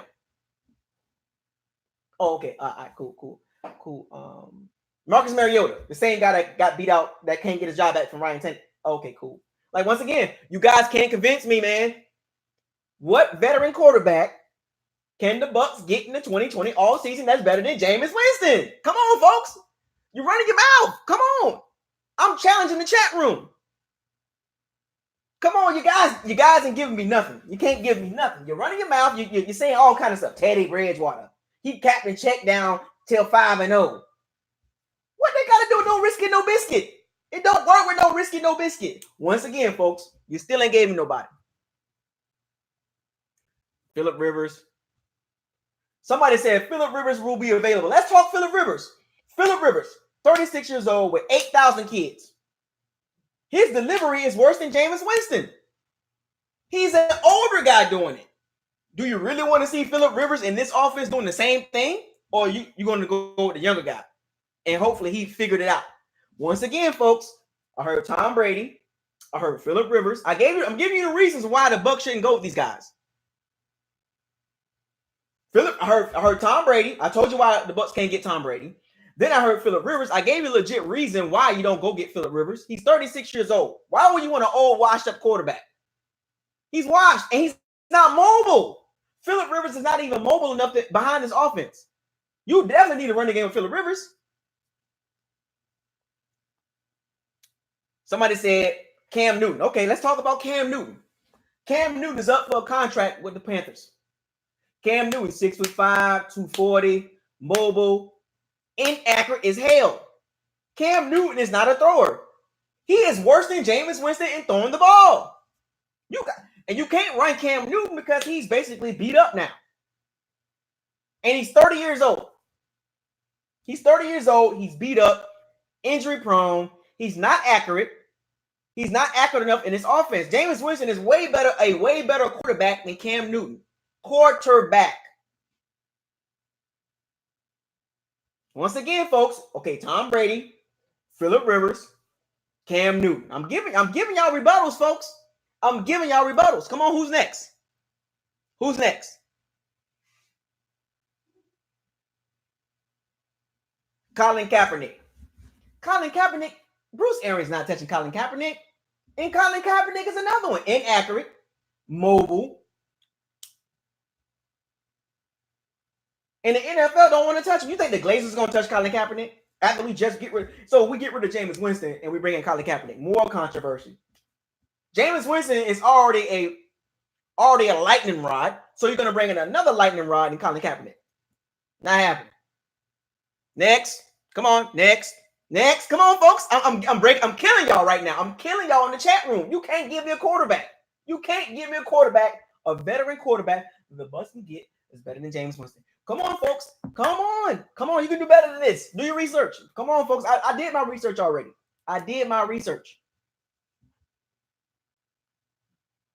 Trade for Big Ben Roethlisberger. Okay. 35 years old. Injury prone. He's very familiar with Bruce Arians. It's very similar build with Jameis Winston. 6'4", 6'5", 230. 35 years old. Jameis Winston, 25. You can go with Big Ben, but do you think he wants to leave Pittsburgh to come to Tampa? Just for Bruce Arians? When Bruce Arians almost got Roethlisberger killed back in Pittsburgh, and the reason why Bruce Arians got fired in Pittsburgh because Big Ben was always hurt under Bruce Arians? Big Ben not coming here. Big Ben is not coming here, folks. He's going to stay in Pittsburgh, a more solid franchise. Then he's going to leave the Pittsburgh Steelers to come to Tampa Bay.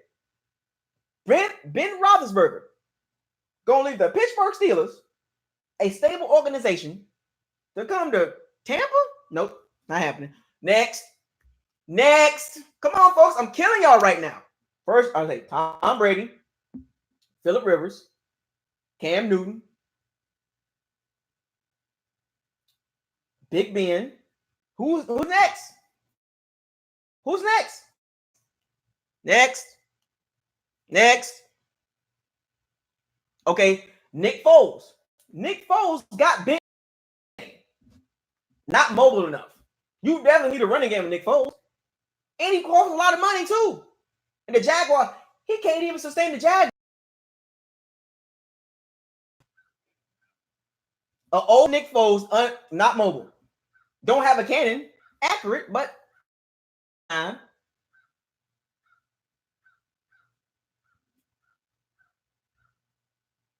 on, folks. I'm killing you. Y'all losing right now. You guys are losing right now. Who else? Andrew Luck. Andrew Luck might be the only one that we may be able to get. Andrew Luck, Bruce Arians might be able to convince Andrew Luck to come out of retirement and come play for the Bucs.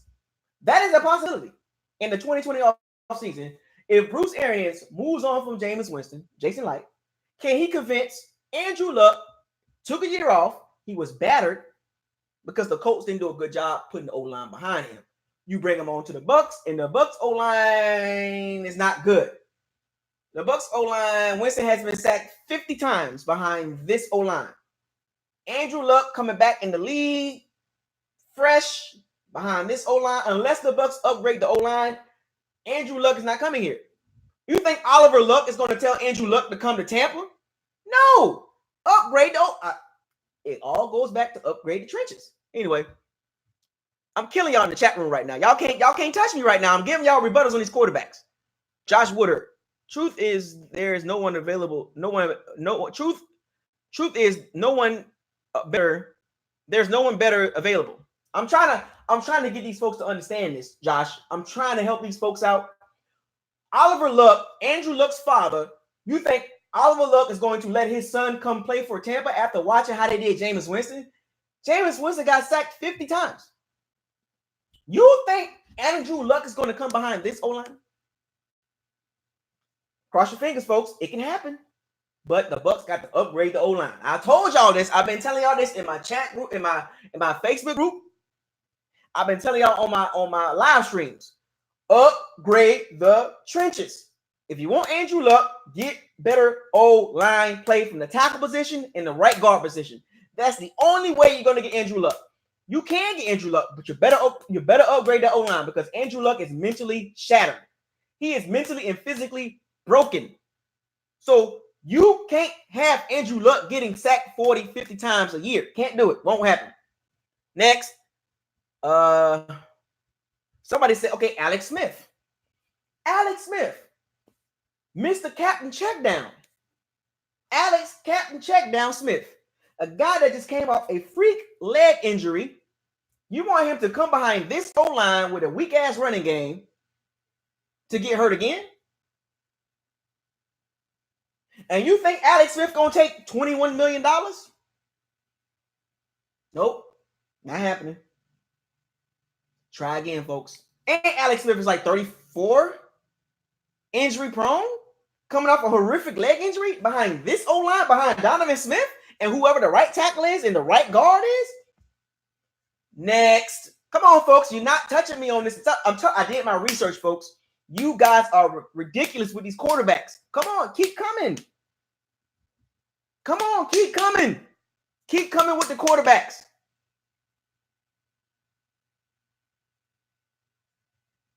RG3. All right, somebody brought up RG3. Cool. RG3 took the league by storm until he got hurt, running around, messed his legs up. RG3 hasn't been the same since. He's a good backup right now. So we're going to bring a backup quarterback in to start for the Tampa Bay Bucs. Next. Come on. Come on.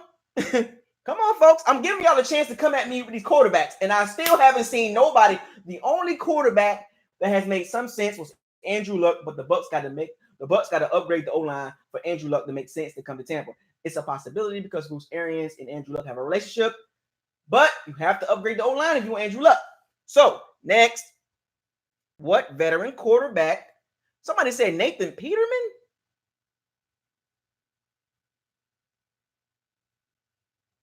Nathan Peterman? Next. Dak Prescott.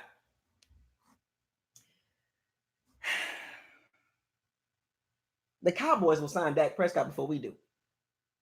The Cowboys just that dumb.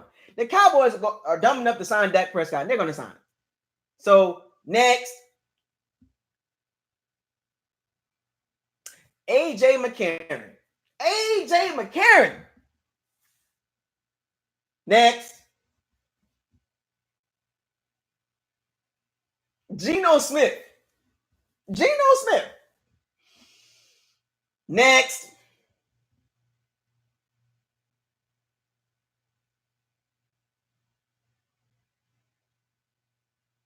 Case Keenum. Next.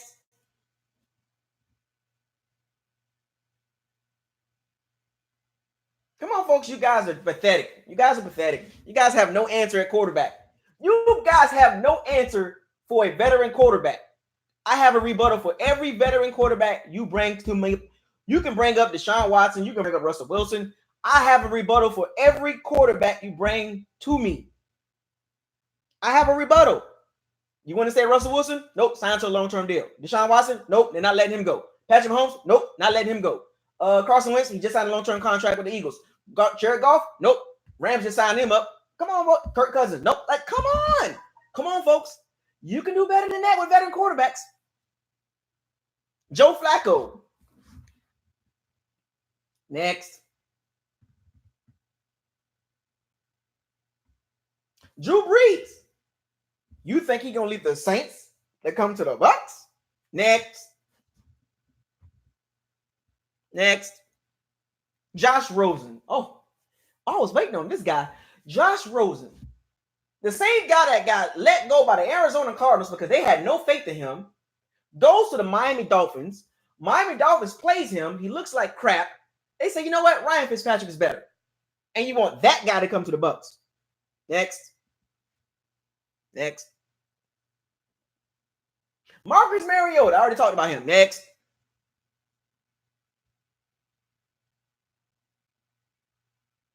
Blake Bortles. Okay. Oh, this is a good one. So we want to bring Blake Bortles to the Bucs after we just got done watching Winston. No. Next. Matthew Stafford.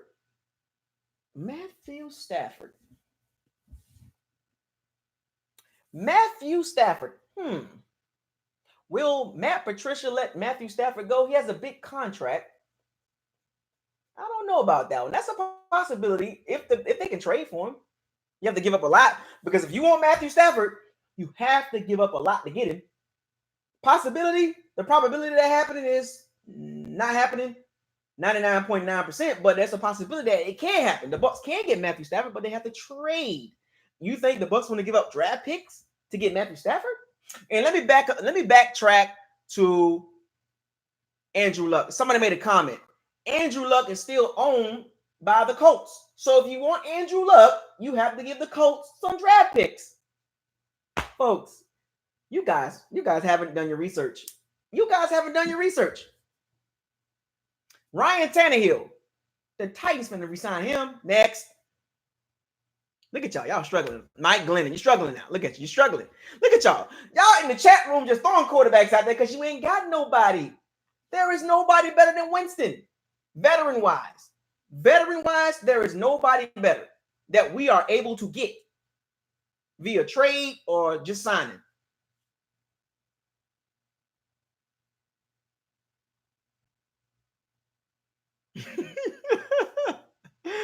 Oh my gosh. Once again, any quarterback that has been signed to a long-term deal, we're not getting.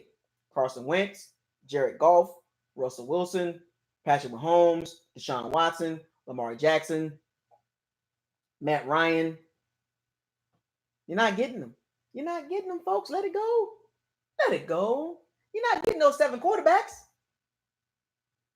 Now, out of those 7, definitely Aaron Rodgers. You're not getting Aaron Rodgers. Out of those 8, and Roethlisberger, you're not. Out of those 9 quarterbacks, you ain't getting them. No, Eli Manning. This dude said Eli Manning. Next. I'm just trying to help y'all out on who's the best option veteran-wise. Because everybody keeps saying, oh, move on from Winston. Cool. Who is going to replace him with the same production? Don't give me this where they don't have to have the same production as Winston. Give him a running game in the O-line. Oh, so you give them a running game in the O-line, but not Jameis Winston. Come on, let's make some sense, folks. Because if you tell me if they upgrade the O-line and get Teddy Bridgewater, then we should be good. How stupid do you sound? So we're going to give Teddy Bridgewater a running game in the O-line, but not Jameis, who's 4 or 5 years younger. All right, cool.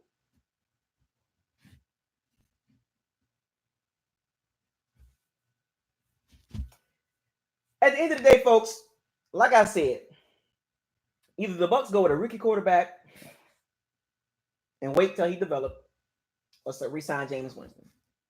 Pick one.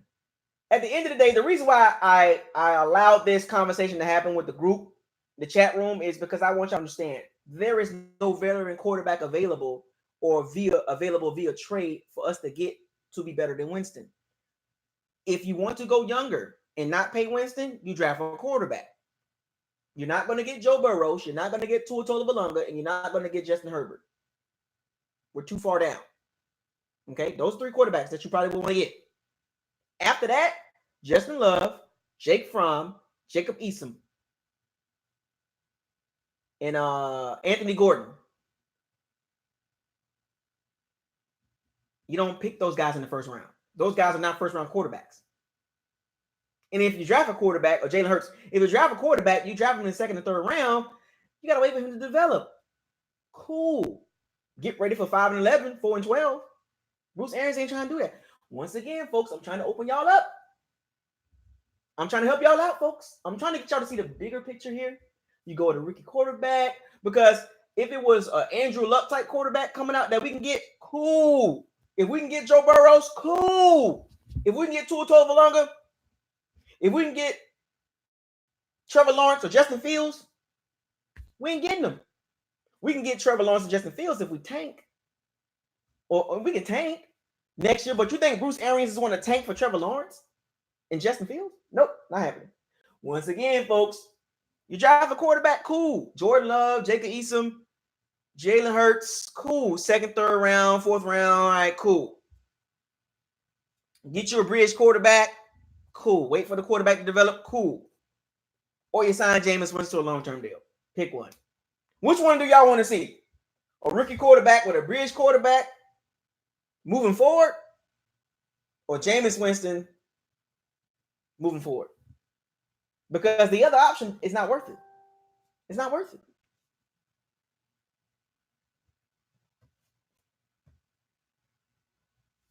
It's not worth it, folks. It's not worth getting a veteran quarterback. It's not worth it. You go younger, cheaper, and you can build a defense and the running game and the O-line. Come on, folks. Think smart.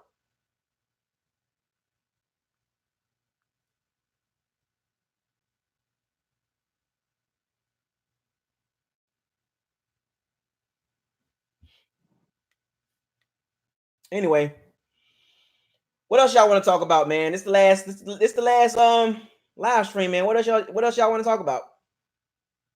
Because after this live stream, y'all won't see me until 2020. What else y'all want to talk about? Hit me up on Super Chat.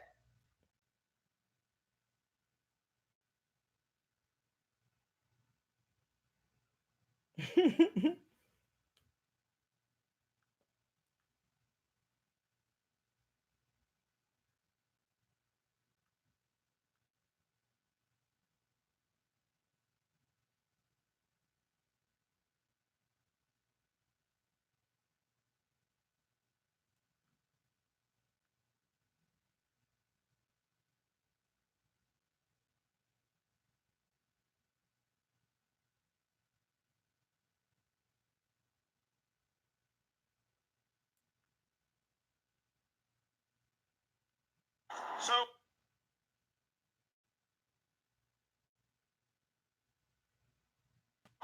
we at the lumber spot, right?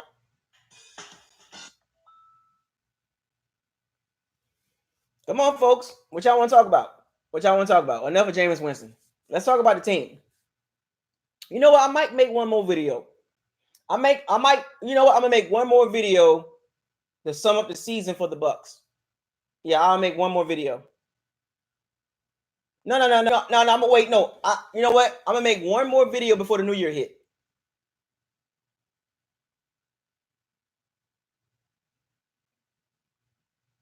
Yeah, I'll make one more video.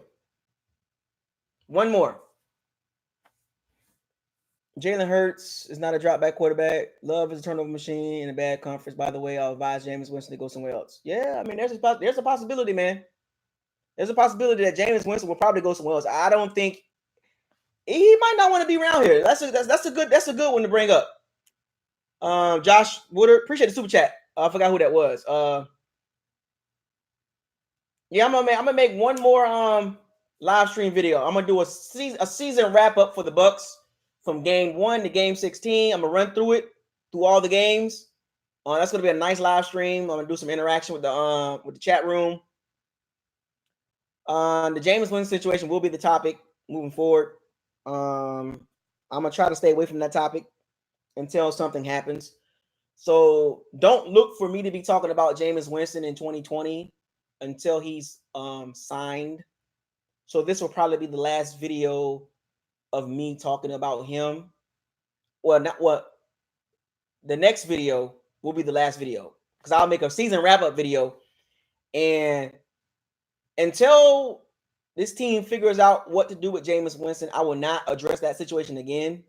So let's just say if the team move on from Jameis Winston, I will talk about it. And then if the team resigns Jameis Winston, I'll talk about it. But up until that point, I will not bring up Jameis Winston on this channel. It's too much. It's too much because it's ridiculous. I want to talk about other stuff. I want to talk about the O-line, D-line, secondary, special teams, punt return, kick return. I want to talk about other stuff. So after the season wrap-up video, you will not get nothing out of me from Jameis Winston. Don't ask me no Jameis Winston questions after this last video. Period. Because there is too many other things that I can talk about than making the video. Every video I'm in 2020 will not until the situation with Jameis Winston has been settled, whether he stays or goes. You won't hear nothing about Jameis Winston on this channel. Nothing. Because I'm not going to sit here January, February, March talking about Jameis Winston every goddamn time. Not happening. Not doing it, though. Y'all gonna be mad at me in 2020? From January, February, March, and even April. Well, until Jameis Winston is let go or re-signed, I will not bring him up. The next time you will hear Jameis Winston or see a Jameis Winston jersey on this channel is when the Bucs re-sign him or move on from him.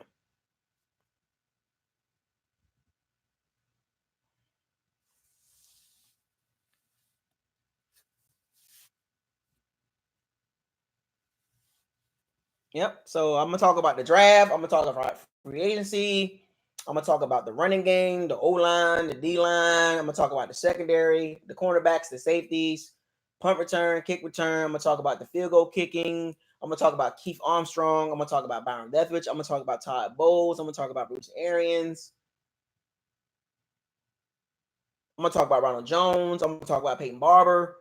But I will not be talking about Jameis Winston. I will not do it until they figure it out. I'm going to talk about free agency, but I will not bring up Jameis Winston on this channel. After the video probably going to happen tomorrow. Yeah, tomorrow or on New Year's Eve. The video is going to come tomorrow or New Year's Eve. And after that, it's a wrap. So you better figure out what you're going to ask me tomorrow or the next day. I'll post the event up. I'll make a post of it. I'll set the event. Y'all got to get ready. Get your questions ready. Get your questions ready. Get your super chat ready. 2020 or 2019 wrap-up season for the Bucs coming up real soon, tomorrow or on Tuesday. So with that being said, unfortunately, the Bucs ends the season 7-9. Had a chance to win the game. The game ends on a pick six by Jameis Winston. Horrible pick six. He's third down the receiver. That is a bad throw, bad read, bad play calling. Matt Gay, my gosh, bro. 14 missed kicks now. Anyway, the Bucs finished the season 7-9. Their 2-game improvement. 5-11 back-to-back seasons. Now we're 7-9. There is upside to this team. A couple things got to get cleaned up in the offseason. But it is what it is. The Bucs lose 28-22 to the Atlanta Falcons at Raymond James Stadium. The stadium was not sold out again. The fans have had it up to here with the mediocre. So with that being said, to all my Pirates and my Sea Bandits, Buckaholics, diehards, 1 million Bucs fans all across social media, this Isaiah, a.k.a. BucosLocker, coming to you again. Subscribe, like, comment, share on all the videos. Support the channel. So I want y'all to fire those cannons, seize the day, raise the flag, and we took a lot of risk. Unfortunately, the biscuit did evade us because we're 7-9, and we didn't finish 8-8. BucosLocker signing out. Deuces.